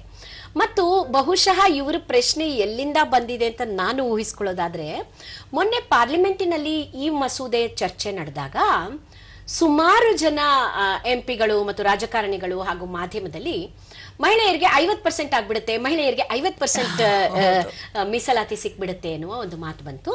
ಆದ್ರೆ ಈ ಕಾನೂನಿನ ಅಡಿಯಲ್ಲಿ ಮಹಿಳೆಯರಿಗೆ 50% ಸಿಗುವುದಿಲ್ಲ. ಮಹಿಳೆಯರಿಗೆ ಡಿಲಿಮಿಟೇಷನ್ ಆಗ್ಲಿ ಆಗದೇ ಇರಲಿ, ಈ ಕಾನೂನಿನಲ್ಲಿ ಇರುವುದು ಮಹಿಳೆಯರಿಗೆ 33% ಮಾತ್ರ. ಅದರಲ್ಲಿ OBCಯನ್ನ ತೀರ್ಮಾನ ಮಾಡಬೇಕು, SC/ST ಸೀಟುಗಳನ್ನ ತೀರ್ಮಾನ ಮಾಡಬೇಕು. ಅದರ ಒಳಗಡೆನೆ ಎಲ್ಲವನ್ನೂ ಮಾಡಿ 33% ಮಾತ್ರ ಮೀಸಲಾತಿಯನ್ನ ಜಾರಿಗೆ ತರಕ್ಕೆ ಈ ಕಾನೂನು ಉದ್ದೇಶ ಹೊಂದಿದೆ. ಮೇಡಮ್, ನಾವಾಗ್ಲೇ ಮಾತಾಡ್ತಿದ್ವಿ, ಹಾಗಿದ್ರೆ ನಾವು ಆಶಾಭಾವ ಇರಿಸ್ಕೊಳ್ಬಹುದಾ? ಮಹಿಳೆಯರು ಮುಂದಿನ ದಿನಗಳಲ್ಲಿ ಜಾರಿಗೆ ಬರುತ್ತಾ ಈ ಒಂದು? ಖಂಡಿತ ಬರಲೇಬೇಕು. ಈಗ ನೋಡಿ, 2027ರಲ್ಲಿ ಜನಸಂಖ್ಯೆ ಗಣತಿ ಮುಗಿದು ಒಂದು ಫಲಿತಾಂಶ ಬಂದ್ಮೇಲೆ ಮುಂದಿನ ಎಲೆಕ್ಷನ್, ನಾವು ಬರೀ ಪಾರ್ಲಿಮೆಂಟಿನ ಎಲೆಕ್ಷನ್ ನೋಡಿದಾಗ ಕೇಂದ್ರದ ಎಲೆಕ್ಷನ್ 2029ರಲ್ಲಿ ಬರ್ತಾ ಇದೆ. ಕ್ಷೇತ್ರ ಪುನರ್ವಿಂಗಡಣೆಯನ್ನ ಹೇಗೆ ಮಾಡುವುದು? ಈಗ 543 ಸೀಟ್ಗಳಿದೆ ನಮ್ಮಲ್ಲಿ ಪ್ರಸ್ತುತ. ಈಗ ಡಿಲಿಮಿಟೇಷನ್ ಪ್ರಕಾರ ನಮ್ಮಲ್ಲಿ ಪ್ರಪೋಸ್ಡ್ ಸೀಟ್ಗಳು 880 860 ಚಿಲ್ಲರೆ ಎಷ್ಟೋ ಆಗುತ್ತೆ. ಸೊ ಅದನ್ನ ಕ್ಷೇತ್ರ ವಿಂಗಡಣೆ ಹೇಗೆ ಮಾಡುವುದು ಮತ್ತು ಅದಕ್ಕೆ ಎಷ್ಟು ಸಮಯಾವಕಾಶ. ಈಗ ಆಲ್ರೆಡಿ ಅದನ್ನ ಯಾರು ಮಾಡಬೇಕು ಅಂತ ಒಂದು ಕಮಿಟಿ, ಒಂದು ಖಾಸಗಿ ಸಮಿತಿಯನ್ನ ನಿರ್ಮಾಣ ಮಾಡಲಾಗಿದೆ. ಅದರಲ್ಲಿ ಒಬ್ರು ಸುಪ್ರೀಂ ಕೋರ್ಟ್ ಜಡ್ಜ್ ಇರ್ತಾರೆ, ಚುನಾವಣಾ ಆಯೋಗದವರು ಇರ್ತಾರೆ, ಇದೆಲ್ಲ ಸೇರಿ ಒಂದು ಸಮಿತಿ ಇದೆ. ಆ ಸಮಿತಿಯವರು ಮಾಡ್ತಾರೆ. ಆದ್ರೆ 840ಕ್ಕೆ ಅದನ್ನ ತೆಗೆದುಕೊಂಡು ಹೋಗಬೇಕು ಅಂದ್ರೆ ಎಲ್ಲೆಲ್ಲಿ ಸೀಟ್ಗಳನ್ನ ಮಾಡಬೇಕು, ಹೆಚ್ಚಿಸಬೇಕು, ಆಯ್ತಾ? ಅಷ್ಟೇ ಅಲ್ಲ, ಯಾವ ಯಾವ ಸೀಟುಗಳನ್ನ 33% ತರಬೇಕು. ಈಗ ಕರ್ನಾಟಕದಲ್ಲಿ ನಾನು ಮತ್ತೆ ಬೆಂಗಳೂರಿನ ಉದಾಹರಣೆನೆ ತಗೊಳ್ತೀನಿ. ಕ್ಷಮಿಸಿ, ನಾನು ಎಲ್ಲ ಕರ್ನಾಟಕದ ಜನತೆಗೆ ಮಾತಾಡ್ತಿದ್ರು. ನಾನು ಬೆಂಗಳೂರಿನಲ್ಲಿ ಇರೋದ್ರಿಂದ ನನ್ಗೇನಂದ್ರೆ ಬೆಂಗಳೂರಿನ ಉದಾಹರಣೆ ತಗೊಂಡು ಮಾತಾಡೋದು ಸುಲಭ ಆಗತ್ತೆ ಅಂತ ಅಷ್ಟೇ. ಈಗ ಬೆಂಗಳೂರಿನಲ್ಲಿ ಉತ್ತರ, ದಕ್ಷಿಣ, ಪೂರ್ವ, ಪಶ್ಚಿಮ ಅಂತ 4 ಇದೆ ಅನ್ಕೊಳ್ಳಿ, ಕೇಂದ್ರ ಅಂತ. ಇದರಲ್ಲಿ 33 ಜನ, ನಮ್ಗೆ ಎಷ್ಟೋ ಸೀಟು, ನಮ್ಗೆ 50 ಸೀಟ್ ಸಿಕ್ಕಿದ್ರೆ 50 ಸೀಟ್ನಲ್ಲಿ 33% ಮಾತ್ರ ನಾವು ಮಹಿಳೆಯರು ಕೊಡಕ್ಕಾಗೋದು. 50 ಸೀಟಲ್ಲಿ 33 ಜನ ಮಹಿಳೆಯರಲ್ಲ. 50, ಈಗ 100 ಸೀಟ್ನಲ್ಲಿ 33 ಅಂದ್ರೆ 50 ಸೀಟಲ್ಲಿ ಎಷ್ಟಾಯ್ತು? 33%. ನಮ್ಮ ವೀಕ್ಷಕರ ಲೆಕ್ಕ ಹಾಕ್ತಾರೆ ನನಗಿಂತ ಫಾಸ್ಟ್ ಆಗಿ. ಸೊ ಅದನ್ನ ಯಾವ್ದನ್ನ ಕೊಡ್ತೀರಾ? ಬೆಂಗಳೂರು ದಕ್ಷಿಣದಲ್ಲಿ ಕ್ರಿಯೇಟ್ ಮಾಡ್ತೀರಾ, ಬೆಂಗಳೂರು ಉತ್ತರದಲ್ಲಿ ಕ್ರಿಯೇಟ್ ಮಾಡ್ತೀರಾ? ಸೊ ಆ 33% ಸೀಟ್ಗಳನ್ನ ನಾವು ಎಲ್ಲೆಲ್ಲಿ ಕ್ರಿಯೇಟ್ ಮಾಡಬೇಕು, ಇದೆಲ್ಲವನ್ನು ನಿರ್ಧಾರ ಮಾಡೋ ಅಷ್ಟರಲ್ಲಿ 2029ನೇ ಇಸ್ವಿ ಎಲೆಕ್ಷನ್ ಬಂದ್ಬಿಡುತ್ತೆ. ಅಷ್ಟರಲ್ಲಿ ಆಗಿರುವುದಿಲ್ಲ ಎನ್ನುವ ಊಹೆ, ನಮ್ಮ ಜನಪ್ರತಿನಿಧಿಗಳ ಊಹೆ. ಬಹುಶಃ ಸಾಧ್ಯ ಇಲ್ಲ, ಸಮಯ ಕಮ್ಮಿ. ಹೌದು, ಸಮಯ ಕಮ್ಮಿ, ಒಂದೇ ವರ್ಷ ಇರುತ್ತೆ. ಮತ್ತೆ ಚುನಾವಣಾ ಸಂಹಿತೆ ಜಾರಿಗೆ ಬಂದ್ಬಿಡುತ್ತೆ. ಚುನಾವಣಾ ಸಂಹಿತೆ ಜಾರಿಗೆ ಬಂದ್ಮೇಲೆ ಇದೆಲ್ಲ ಮಾಡೋ ಹಾಗಿಲ್ಲ. ಟಿಕೆಟ್ಸ್ ಕೊಡ್ಲಿಕ್ಕೆ ಅಭ್ಯರ್ಥಿಗಳ ಆಯ್ಕೆಯನ್ನು ಮಾಡ್ಬೇಕಾಗತ್ತೆ ಪಕ್ಷಗಳು. ಇದೆಲ್ಲ ಒಂದು ದೊಡ್ಡ ಪ್ರಕ್ರಿಯೆ ಇರೋದ್ರಿಂದ 2029ಕ್ಕೆ ಆಗೋದಿಲ್ಲ. 2034ಕ್ಕೆ ಇನ್ನೊಂದು ಎಲೆಕ್ಷನ್ ಬರುತ್ತಲ್ಲ, ಆಗಿಂದ ಜಾರಿಗೊಳಿಸ್ಬೇಕು ಅಂತ 2023ರಲ್ಲೇ ಡಿಸ್ಕಷನ್ ನಡೆದಿತ್ತು. ಅದು ಇಲ್ಲ 2029ರಿಂದಾನೇ ಜಾರಿಗೆ ತರೋಣ ಅನ್ನುವ ಕಾರಣದಲ್ಲಿ ಈ ಒಂದು ಮೊನ್ನೆಗೆ ಚರ್ಚೆ ಬಂದಿತ್ತಂತ ವಿಷಯ. ಈಗ ನೀವು ಹೇಳಿದ ಹಾಗೆ ಇದು ಸ್ವಲ್ಪ ಅಸಂಭವ ಈ ಮುಂದೆ ಬರುವಂತಹ ಚುನಾವಣೆಗೆ. ಆದರೆ ಅಕಸ್ಮಾತ್ ಪಕ್ಷಗಳೇ ನಿರ್ಧಾರ ಮಾಡಿ ಅವರೇ ಕೊಡಬಹುದಲ್ವಾ ಟಿಕೆಟ್ಗಳನ್ನ? ಮೊನ್ನೆ ಹೀಗೆ ಒಂದು ಪ್ರಶ್ನೆ ಬಂತು, ಮಹಿಳೆಯರನ್ನ ಮುಂದೆ ತರಲು ಅಥವಾ ಮಹಿಳೆಯರ ಸಾಮರ್ಥ್ಯವನ್ನ, ಅಂದ್ರೆ ಮಸೂದೆನೇ ಕಾಯ್ತಾ ಕೂರದೆ ಅವರೇ ಸ್ವಯಂ ಪ್ರೇರಿತರಾಗಿ ಕೊಡಬಹುದು. ಎಕ್ಸಾಕ್ಟ್ಲಿ. ಮಹಿಳೆಯರ ಸಾಮರ್ಥ್ಯವನ್ನ ಒಂದು ಆಪ್ಟಿಮಮ್ ಲೆವೆಲ್ಗೆ ಉಪಯೋಗಿಸ್ಕೊಳ್ಳಕ್ಕೆ ಮೀಸಲಾತಿನೇ ಬೇಕಾ? ರಾಜಕೀಯ ಪಕ್ಷಗಳು ಇಚ್ಛಾಶಕ್ತಿಯಿಂದ ಸೀಟ್ಗಳು ಕೊಡ್ಬೋದಲ್ವಾ ಅಂತ. ನೋಡಿ, ನಾನು ಅವತ್ತು ಅದೇ ಉದಾಹರಣೆ ಕೊಟ್ಟಿದ್ದೆ, ಇವತ್ತು ಅದೇ ಮಾತನ್ನ ಹೇಳ್ತೀನಿ. ಈಗ ನಾವು ಬಾಲ್ಯದಿಂದಲೂ, ಮನುಷ್ಯ ಅಂತ ಹುಟ್ಟಿದ ದಿವಸದಿಂದನೂ ಒಬ್ಬರ ಮೇಲೆ ಒಬ್ರು ದೌರ್ಜನ್ಯ ಮಾಡಬಾರ್ದು, ಕೌಟುಂಬಿಕ ದೌರ್ಜನ್ಯ ನಡಿಬಾರ್ದು ಅನ್ನೋದನ್ನ ಕೇಳಿ ಕಲಿತು ಅದನ್ನ ಒಪ್ಪಿಗೆ ಇಟ್ಕೊಂಡಿದ್ದೀವಿ. ಆದರೂ ಸಹ ಕುಟುಂಬದಲ್ಲಿ ದೌರ್ಜನ್ಯ ನಡೀತಾ ಇದೆ. ಅದನ್ನ ತಡೆಗಟ್ಟೋದಕ್ಕೆ ಕೌಟುಂಬಿಕ ದೌರ್ಜನ್ಯ ತಡೆಗಟ್ಟುವ ಕಾನೂನು ತಂದಿದ್ದೀವಿ. ಇದು ಹೇಗೆ ಅಂದ್ರೆ, ಕಾನೂನು ಸಮಾಜವನ್ನು ಬದಲಾಯಿಸುತ್ತೆ, ಸಮಾಜ ಕಾನೂನನ್ನು ಬದಲಾಯಿಸುತ್ತೆ. ಆ ಕಾರಣಕ್ಕಾಗಿ ಕೊಡಿ, ಇಚ್ಛಾಶಕ್ತಿಯಿಂದ ಉಪಯೋಗಿಸಿ ಕೊಡಿ, ಎಲ್ಲರೂ ಒಳ್ಳೆಯವರಾಗಿರಿ. ಇದು ಒಂದು ಆಶಾಭಾವನೆ. ಆದರೆ ನೀವು ಒಳ್ಳೆಯವರು ಆಗಿರಲೇಬೇಕು ಅಂತ ಹೇಳುವುದು ಕಾನೂನಿನ ಕೆಲಸ. ಹಾಗಾಗಿ ಮೀಸಲಾತಿ ಖಂಡಿತ ಬೇಕು. ಈಗ ಗ್ರಾಮೀಣ ನಮ್ಮ ಪಂಚಾಯತ್ ಎಲೆಕ್ಷನ್ ಅಲ್ಲಿ ಈಗಾಗಲೇ 33% ಜಾರಿಗೆಯಲ್ಲಿದೆ ಅಲ್ವಾ? ನನ್ನ ಮುಂದಿನ ಪ್ರಶ್ನೆ ಅದೇ ಆಗಿತ್ತು ಮೇಡಮ್. ನಾವು ಈಗ ಸಭೆ ಸಮಾರಂಭಗಳಿಗೆ ಹೋಗ್ತೀವಲ್ವಾ, ಹೊರಗಡೆ ವೇದಿಕೆ ಕಾರ್ಯಕ್ರಮಗಳ ನಿರೂಪಣೆಗೆ ಹೋದಾಗ ಆ ಒಂದು ಆಮಂತ್ರಣ ಪತ್ರಿಕೆಯಲ್ಲೇ ನಾವು ನೋಡಬಹುದು, ಯೂಶಲಿ ನಾವ್ ಇವಾಗ ದೇವರನ್ನೆಲ್ಲ ಹೇಗೆ ಕರಿತೀವಿ, ಲಕ್ಷ್ಮೀ ವೆಂಕಟೇಶ್ವರ, ಸೀತಾರಾಮ, ಹಾಗಲ್ವಾ? ಅದೇ ರೀತಿ ಹೆಸರನ್ನ ಹಾಕಿರ್ತಾರೆ. ನಾನ್ ಅನ್ಕೊಳ್ತೀನಿ, ಮಹಿಳೆ ಯಾರೋ ಒಬ್ರು ವೇದಿಕೆಗೆ ಅತಿಥಿಯಾಗಿ ಬರ್ತಾರೆ, ಗ್ರಾಮ ಪಂಚಾಯತಿ ಅಧ್ಯಕ್ಷೆ ಅಂತ ಹಾಕಿರ್ತಾರೆ, ಬಟ್ ಒಬ್ರು ಪುರುಷರು ಬಂದು ಕೂತಿರ್ತಾರೆ. ನಾನಾಗ ಸರ್ ಇದು ಸೋ ಅಂಡ್ ಸೋ ಅಂತ ಹೇಳಿದ್ರೆ ಇದು ಹೆಣ್ಮಗಳ, ಮೇಡಮ್ ಹೆಸರಿಗೆ ಹೆಂಡತಿ ಅಧ್ಯಕ್ಷೆ, ಕೆಲಸ ಮಾಡೋದೆಲ್ಲ ಇವರು ರಬ್ಬರ್ ಸ್ಟ್ಯಾಂಪ್ ತರ. That is very sad. ಆದರೆ ಎರಡು ವಿಷಯ, ಈ ಪಂಚಾಯತ್ ಲೆವೆಲ್ನಲ್ಲಿ, ಗ್ರಾಮಗಳ ಮಟ್ಟದಲ್ಲಿ 33% ರಿಸರ್ವೇಶನ್ ಕೊಡ್ಲಿಕ್ಕೆ ಮುಂಚೆ ಎಷ್ಟು ಮಹಿಳೆಯರು ಇದ್ರು? ನೀವು ಇನ್ವಿಟೇಷನ್ಗಳಲ್ಲೂ ಮಹಿಳೆಯರು ಸಿಗ್ತಾ ಇರಲಿಲ್ಲ. ಇವಾಗ ಕಡೆ ಪಕ್ಷ ಹೆಸರು ಸಿಗ್ತಾ ಇದೆ ಅಂತ ಹೇಳ್ತಾ ಇದ್ದೀರಾ, ಆಗ ಅದು ಸಿಗ್ತಾ ಇರಲಿಲ್ಲ. 33% ಜಾರಿಗೆ ಬಂದ ಮೇಲೆ ಮಹಿಳೆಯರನ್ನ ಕಡ್ಡಾಯವಾಗಿ, ಅದು ಅವ್ರ ಹೆಂಡತಿ ಇರ್ಬೋದು, ಮಗಳಿರ್ಬೋದು, ಈಗ ಅಮ್ಮ ಆಗಿರ್ಬೋದು, ಈಗ ನಾವು ರಾಜ್ಯದ ಚುನಾವಣೆಯಲ್ಲೂ ನೋಡಿದೀವಿ, ಸೊಸೆಗೆ ಸೀಟ್ ಕೊಡು, ಮೊಮ್ಮಗಳಿಗೆ ಸೀಟ್ ಕೊಡು, ಇದೆಲ್ಲ ನಡೀತಾ ಇರುತ್ತೆ. ಇದೆಲ್ಲವೂ ಇದ್ದೇ ಇರುತ್ತೆ, ರಾಜಕೀಯದ ಮಟ್ಟುಗಳು ಇದೆಲ್ಲವೂ ಸೇರಿಯೇ ಆಗಿರೋದು ರಾಜಕಾರಣ ಇರುತ್ತೆ. ಆದರೆ 33% ಮೀಸಲಾತಿ ಕೊಟ್ಟ ಹೊತ್ತೇನೆ ಇವತ್ತು ಗ್ರಾಮೀಣ ಪ್ರದೇಶದಲ್ಲಿ ಮಹಿಳೆಯರು ಮುಂದೆ ಬಂದಿದ್ದಾರೆ. ಹೌದು, ಈಗೊಂದು 10 ವರ್ಷದ, ಒಂದು 5-6 ವರ್ಷದ ಹಿಂದೆ ಹೆಂಡತಿ ಹೆಸರಲ್ಲಿ ಗಂಡ ಅಧಿಕಾರ ಚಲಾಯಿಸೋನು, ಅಣ್ಣ ತಮ್ಮಂದ್ರು ಮಾಡೋರು. ಆದರೆ ನೀವು ಎಲ್ಲ ಕಡೆ ಹೋಗ್ತಾ ಇದ್ದೀರಾ, ನೋಡಿರ್ತೀರಾ, ಈಗ ಅದು ತಕ್ಕ ಮಟ್ಟಿಗೆ ಕಡಿಮೆ ಆಗಿದೆ. ಯಾಕೆಂದ್ರೆ ಮಹಿಳೆ ಈ ಒಂದು ಮೀಸಲಾತಿಯನ್ನ ಬಳಸ್ಕೊಂಡು ವಾಯ್ಸ್ ತೆಗಿತಾ ಇದ್ದಾಳೆ. ಇಲ್ಲ ಇಲ್ಲ, ಯಾಕೆ, ನನ್ಗೆ ಸೈನ್ ಹಾಕಕ್ ಬರುತ್ತೆ, ನಾನು ನೋಡ್ತೀನಿ, ನಾನು ಮಾಡ್ತೀನಿ. ಈಗ ಕಾರ್ಪೊರೇಷನ್ ಲೆವೆಲ್ಗಳಲ್ಲಿ ನೋಡಿ ಎಷ್ಟು ಜನ ಮಹಿಳೆಯರು ತಮ್ಮ ಕೆಲಸವನ್ನು ತಾವೇ ಮಾಡ್ಲಿಕ್ಕೆ ಮುಂದೆ ಬರ್ತಾ ಇದ್ದಾರೆ. ಈ ನಿಟ್ಟಿನಲ್ಲಿ ನಾವು ಇನ್ನೊಂದು ವಿಷಯ ಹೇಳಬೇಕು. ನಮ್ಮ ಸರ್ಕಾರದ ಒಂದು ಆದೇಶ ಇದೆ ಮತ್ತು ಕೋರ್ಟ್ ಕೂಡ ತೀರ್ಪು ಕೊಟ್ಟಿದೆ. ಯಾರಾದರೂ ಮಹಿಳೆಯ ಅಧಿಕಾರದಲ್ಲಿ, ಅಂದ್ರೆ ಮಹಿಳೆ ಎಲೆಕ್ಟೆಡ್ ಅಭ್ಯರ್ಥಿ ಆಗಿರುವಾಗ ಅವರ ಅಧಿಕಾರವನ್ನ ಮನೆಯ ಗಂಡಸು ಚಲಾಯಿಸಿದರೆ ಆತನಿಗೆ ಜೈಲು ಶಿಕ್ಷೆ ಇದೆ ಅಂತ ಕಾನೂನು ತೀರ್ಪಿದೆ.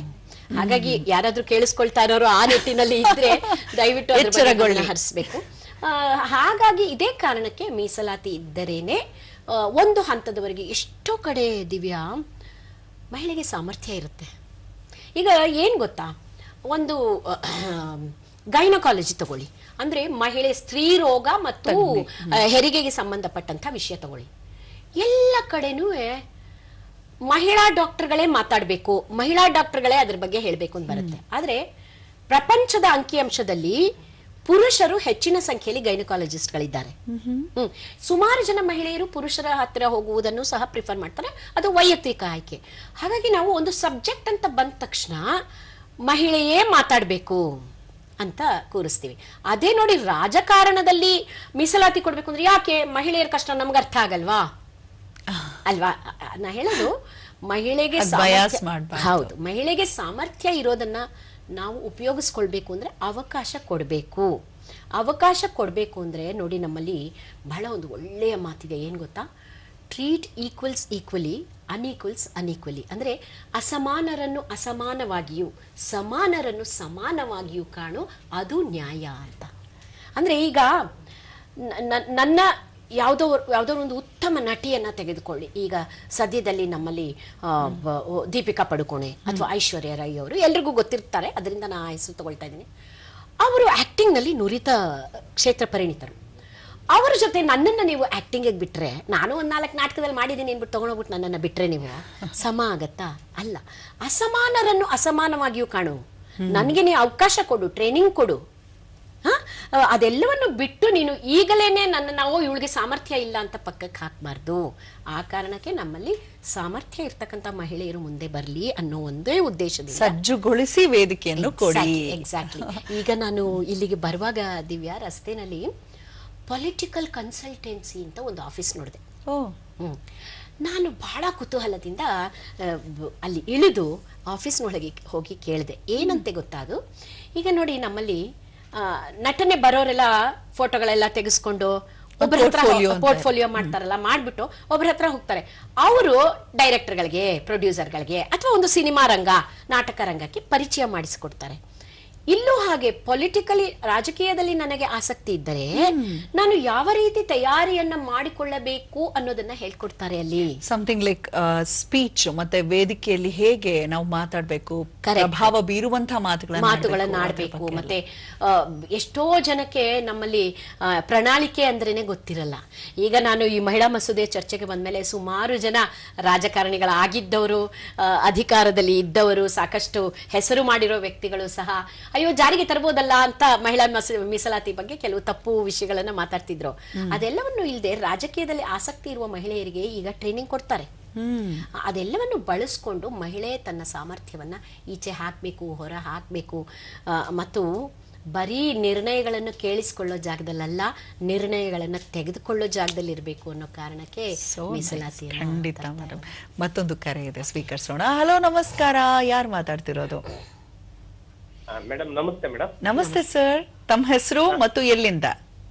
ರಾಘು ಅಂತ, ಹಿರಿಯೂರು ಮೇಡಮ್, ಚಿತ್ರದುರ್ಗ ಜಿಲ್ಲೆ. ರಾಘು ಅವರೇ ಮಾತಾಡಿ ಅಂಜಲಿ ರಾಮಣ್ಣ ಅವ್ರ ಹತ್ರ. ದಯವಿಟ್ಟು ನಿಮ್ಮ ಟಿವಿ ವಾಲ್ಯೂಮ್ ಅನ್ನ ಮ್ಯೂಟ್ ಮಾಡಿ. ಎಸ್, ಮಾತಾಡಿ ರಾಘು. ಮೇಡಮ್, ತುಂಬಾ ವಿಸ್ತೃತವಾಗಿ ಮಹಿಳಾ ಮೀಸಲಾತಿ ಬಿಲ್ ಅನ್ನ ತುಂಬಾ ವಿಸ್ತೃತವಾಗಿ ಜನಸಾಮಾನ್ಯರಿಗೂ ತಲುಪಂಗೆ ಬಹಳ ಚೆನ್ನಾಗಿ ನಡ್ಸ್ಕೊಡ್ತಿದ್ದಾರೆ ಮೇಡಮ್. ನಿಮ್ ಕಾರ್ಯಕ್ರಮಕ್ಕೂ ನಿಮಗೂ ತುಂಬಾ ತುಂಬಾ ಧನ್ಯವಾದ ಮೇಡಮ್. Thank you. ಧನ್ಯವಾದಗಳು ಸರ್. ಮೇಡಮ್, ಈ ಮೊದಲನೇದಾಗಿ ನಾನು ನಮ್ಮ ದೇಶದಲ್ಲಿ ಸಮಸ್ತ ಮಹಿಳೆಯರಿಗೆ ಮೀಸಲಾತಿ ಬಿಲ್ ಅನ್ನ ತಂದು ಸಮಸ್ತ ಮಹಿಳೆಯರಿಗೆ ಒಂದು ನ್ಯಾಯ ಕೊಡಿಸ್ಬೇಕು ಅಂತ ಹೊರಟಂತ ನರೇಂದ್ರ ಮೋದಿಜಿ ಅವರಿಗೆ ನಾನು ಈ ಮೂಲಕ ಧನ್ಯವಾದಗಳನ್ನ ಹೇಳ್ತೀನಿ ಮೇಡಮ್. ಎರಡನೇದಾಗಿ ಈ ಬಿಲ್ ಅನ್ನ ಮಸೂದೆ ಆಗ್ದಲೆ ಫೇಲ್ ಮಾಡಿದಂತ ನಮ್ಮ ವಿರೋಧ ಪಕ್ಷ ಕಾಂಗ್ರೆಸ್ ಅನ್ನ ಅಷ್ಟೇ ಖಂಡಿಸ್ತೀನಿ ಮೇಡಮ್. ಮೇಡಮ್, ಸಂವಿಧಾನದಲ್ಲಿ ಸಮೇತ ಹೇಳಿದ್ದಾರೆ ಮೇಡಮ್. ರಾಘೋರೆ, ಅನ್ಯತಾ ಭಾವಿಸ್ಬೇಡಿ. ಇಲ್ಲಿ ನಾವು ಪಕ್ಷಾತೀತವಾಗಿ ಮಾತಾಡ್ಬೇಕಾಗತ್ತೆ. ಮಸೂದೆ ಏನು, ಅದರ ಅರ್ಥವನ್ನ ನಾವು ಗ್ರಹಿಸುವಂತ ಪ್ರಯತ್ನ ಮಾಡ್ತಾ ಇದೀವಿ. ನೀವು ಯಾವ ಒಂದು ವಾಹಿನಿಗೆ ಕರೆ ಮಾಡಿದ್ದೀರಾ ಅಂತ ನಿಮಗೆ ಗೊತ್ತಿದೆ ಚೆನ್ನಾಗಿ. ನಾವು ಯಾವುದೇ ಪರ ಅಥವಾ ವಿರೋಧ ಮಾತಾಡೋದಿಲ್ಲ. ಸಬ್ಜೆಕ್ಟ್ ಏನು ಅಂತ ತಿಳ್ಕೊಳ್ಳೋದ್ರ ಕಡೆಗೆ ಹೆಚ್ಚು ಗಮನವನ್ನ ಕೊಡ್ತಾ ಇದ್ದೇವೆ. ಬಹುಶಃ ಅವರು ಶ್ಲಾಘನೆಗೆ ಒಂದು ಧನ್ಯವಾದಗಳನ್ನ ಹೇಳ್ತಾ, ನಾವು ಹೆಣ್ಮಕ್ಳು ಎಲ್ಲೇ ಹೋದ್ರು ಒಂದು ಪದವನ್ನ ನಾನು ಆಗಾಗ ಬಳಸ್ತಾ ಇರ್ತೀನಿ ಮೇಡಮ್. ಏನ್ ಗೊತ್ತಾ, ಹೆಣ್ಮಕ್ಳೇ ಸ್ಟ್ರಾಂಗ್ ಅಂತ. ಬರೀ ಹಾಗೆ ಹೇಳ್ತಾ ಹೋಗೋದಲ್ಲ, ನಮ್ಮ ಯೋಚನೆ ಮಾಡುವಂತಹ ರೀತಿಯನ್ನ ಬದಲಾಯಿಸ್ಕೊಳ್ಬೇಕಾಗಿದೆ. ನಾವು ಮಸೂದೆಯನ್ನ ಪಕ್ಕಕ್ಕಿಟ್ಟು ಯೋಚನೆ ಮಾಡಿದ್ರು, ನಾವು ಸಾಮಾನ್ಯವಾಗಿ ಒಂದು ಎಕ್ಸಾಂಪಲ್ ಕೊಟ್ಟರು ಕೂಡ ಮೇಡಮ್, ಈಗ ಬಾಹ್ಯಾಕಾಶಕ್ಕೆ ಪ್ರಯಾಣ ಬೆಳೆಸಿದ್ದಾರೆ ಸುನಿತಾ ವಿಲಿಯಮ್ಸ್ ಅವರು, ಕಲ್ಪನಾ ಚಾವ್ಲಾ ಅವರೆಲ್ಲ. ಆದರೆ ರೋಡ್ ಮೇಲೆ ಯಾರೋ ಒಂದು ಗಾಡಿಯನ್ನ ರಿವರ್ಸ್ ತೆಗೆಯೋದಕ್ಕೆ ಒದ್ದಾಡ್ತಿದ್ದಾರೆ, ಅಥವಾ ಅಲ್ಲಿ ಸರಿಯಾಗಿ ಯಾರೋ ಡ್ರೈವ್ ಮಾಡ್ತಿಲ್ಲ ಅಂದ್ರೆ ನೀವೇ ಮನ ಮುಟ್ಕೊಂಡು ಕೇಳ್ಕೊಳ್ಳಿ. ಯಾರು ವೀಕ್ಷಿಸ್ತಿದ್ದೀರಾ ಅವರ ಗಮನಕ್ಕೂ ಹೇಳ್ತಾ ಇದೀನಿ. ಪಕ್ಕ ಇದು ಯಾರೋ ಹೆಂಗಸ್ರೆ, ಯಾರೋ ಲೇಡಿನೇ ಓಡಿಸ್ತಿರ್ತಾರೆ ಅಂತ ಪಟ್ ಅಂತ ಹೇಳ್ಬಿಡ್ತಾರೆ. ಈಗಿನ ಕಾಲದಲ್ಲೂ ಹೀಗೆ ಇದೆಯಲ್ಲ, ನೀವ್ ಏನ್ ಹೇಳ್ತೀರಾ? ಮತ್ತು ಮಸೂದೆವರೆಗೂ ನಾವು ಬರೋದಿರ್ಲಿ. ಏನು ಗೊತ್ತಾ, ಮನಸ್ಥಿತಿಯನ್ನ ಶತಮಾನಗಳಿಂದ ಹಾಗೆ ಬೆಳೆಸ್ಕೊಂಡು ಬಂದಿದ್ದೀವಿ. ಈಗ ಏಕ್ದಮ್ ಈ ಕಾರ್ಯಕ್ರಮ ಮುಗಿದ ತಕ್ಷಣ ನಮ್ಮ ವೀಕ್ಷಕರೆಲ್ಲ ನೋಡಿ ಯಾರ್ಯಾರು ಮನಸ್ಥಿತಿ ಆಗಿತ್ತೋ ಅವರೆಲ್ಲ ಬದಲಾಗ್ಬಿಟ್ಟು ಏಕ್ದಮ್ ಹೋಗ್ಬಿಡ್ತಾರೆ ಅಂತ. ಬದಲಾವಣೆ ಒಂದು ಕ್ರಿಯೆ ಅಲ್ಲ, ಬದಲಾವಣೆ ಒಂದು ಪ್ರಕ್ರಿಯೆ. ಸುಮಾರು ಕಡೆ ಇದು ಬದಲಾಗಿದೆ. ಅದಕ್ಕೆ ಇನ್ನೂ ಒಂದೇನಂದ್ರೆ, ನಮ್ಮ ಹೆಣ್ಣು ಮಕ್ಕಳು ಎಮೋಷನಲಿ ಸ್ಟ್ರಾಂಗ್ ಆಗೋದನ್ನ ನಾನು ಯಾವಾಗ್ಲೂ ಒತ್ತಿ ಒತ್ತಿ ಹೇಳ್ತಾ ಇರ್ತೀನಿ. ಸಣ್ಣ ಸಣ್ಣ ವಿಷಯಕ್ಕೆ ಹತ್ತು ಬಿಡೋದು, ನಾನು ವೀಕ್ ಅಂತ ನಾನು ತೋರಿಸ್ಕೊಂಡ್ರೆ ನೋಡಿ, ಒಂದು ಗಾದೆ ಮಾತಿದೆ, ಬಗ್ದೋನ್ಗೆ ಎರಡು ಗುದ್ದು ಅಂತ. ಅಂದ್ರೆ ನನಗೆ ಇದು ಆಗೋದಿಲ್ಲ ಅಂತ ನಾನು ಕೈ ಚೆಲ್ಲಿದ ತಕ್ಷಣ ಜಗತ್ತು ಹೌದು ನಿನ್ಗೆ ಆಗೋದಿಲ್ಲ ಅಂತ ಮನೆಯಲ್ಲಿ ಕೂರ್ಸುತ್ತೆ. ಯಾಕೆ ಆಗೋದಿಲ್ಲ ಅಂತ ನಮ್ಮನ್ನ ನಾವೇ ಪ್ರಶ್ನೆ ಮಾಡ್ಕೊಳ್ಬೇಕು. ತುಂಬಾ ಜನ ಏನ್ ಮಾಡ್ತಾರೆ ಅಂದ್ರೆ, ಅಯ್ಯೋ ರಾಜಕಾರಣದಲ್ಲಿ ನಂಗೆ ಇಂಟ್ರೆಸ್ಟ್ ಇದೆ ಮೇಡಮ್, ಆದ್ರೆ ಆಗತ್ತಾ ಅಲ್ಲೆಲ್ಲ ಎಲ್ಲ ಕೆಟ್ಟ ಮಾತಾಡ್ತಾರೆ, ಏನೇನೋ ಥರ ನನ್ನನ್ನು ಇದು ಮಾಡ್ತಾರೆ, ಆಮೇಲೆ ನನ್ನ ಮನೆಯವರೇ ನನ್ನ ಕ್ಯಾರೆಕ್ಟರ್ ಬಗ್ಗೆ ಅನುಮಾನ ಪಡೋ ಹಂಗೆಲ್ಲ ಮಾತಾಡ್ಬಿಡ್ತಾರೆ. ನಾನು ಹೇಳೋದು, ನನ್ನ ಒಂದು ಮಿತಿಯಲ್ಲಿ ನನ್ನನ್ನು ಯಾರು ಪ್ರಶ್ನಿಸಬೇಕು? ಇವತ್ತಿನ ದಿನ ನೋಡಿ, ಮಹಿಳಾ ಮೀಸಲಾತಿ ಬಗ್ಗೆ ನಾನು ಇಲ್ಲಿ ಕುತ್ಕೊಂಡು ಮಾತಾಡ್ತಿದ್ದೀನಲ್ವಾ, ನನ್ನನ್ನು ಪ್ರಶ್ನೆ ಮಾಡೋರು ಯಾರು? ವೀಕ್ಷಕರು ಅಲ್ವಾ? ಯಾರೋ ಒಬ್ರು ಇದಕ್ಕೆ ಸಂಬಂಧಪಡದೇ ಇರೋ ಯಾವುದೋ ಒಂದು ಬೇರೆ ದೇಶದ ವ್ಯಕ್ತಿ ನನ್ನ ಸೀರೆ ಬಗ್ಗೆ ಇಲ್ಲಿ ಕುತ್ಕೊಂಡು ಪ್ರಶ್ನೆ ಮಾಡಿದರೆ ನಾನು ಉತ್ತರಿಸಬೇಕೇ ಬೇಡವೇ? ಖಂಡಿತ ಅಲ್ವಾ? ವಿಷಯದಲ್ಲಿ ಆ ಸಂದರ್ಭದಲ್ಲಿ ಯಾರು ನನ್ನನ್ನು ಪ್ರಶ್ನೆ ಮಾಡಬೇಕು ಅನ್ನೋದನ್ನ ಒಂದು ಮಹಿಳೆ ತನಗೆ ತಾನೇ ತೀರ್ಮಾನ ಮಾಡ್ಕೋಬೇಕು. ಆಮೇಲೆ ಸಣ್ಣ ಪುಟ್ಟ ಬೈಗಳಗಳು ಬರ್ತಾನೆ ಇರುತ್ತೆ ಲೈಫಲ್ಲಿ. ಯಾರೋ ಏನೋ ಅಂದ್ಬಿಟ್ರು ಒಂದು ಮಾತ್ರಕ್ಕೆ, ಯಾರೋ ನನ್ನನ್ನೀಗ ಕತ್ತೆ ಅಂತಾರೆ, ನಾನು ಕತ್ತೇನೆ, ಅಥವಾ ಯಾರೋ ಬಂದ್ಬಿಟ್ಟು ನೀ ತುಂಬಾ ಚೆನ್ನಾಗಿದ್ಯಾ, ದೇವತೆ ತರ ಇದೆಯಾ ನೋಡಕ್ಕೆ ಅಂತಾರೆ, ನಂಬಿಡ್ತೀನಾ? ನನ್ನ ಒಳಗು ನನಗೆ ಗೊತ್ತಿರುತ್ತಲ್ವಾ, ಹೊಗಳಿದ್ರೆ ಹಿಗ್ಬಾರ್ದು, ತೆಗಳಿದ್ರೆ ಹಿಗ್ಬಾರ್ದು. ಹೊಗಳಿದ್ರೆ ಹಿಗ್ಗಣ, ಆದ್ರೆ ನಮ್ಮ ಮಿತಿ ನಮ್ಗೆ ಗೊತ್ತಿರುತ್ತೆ.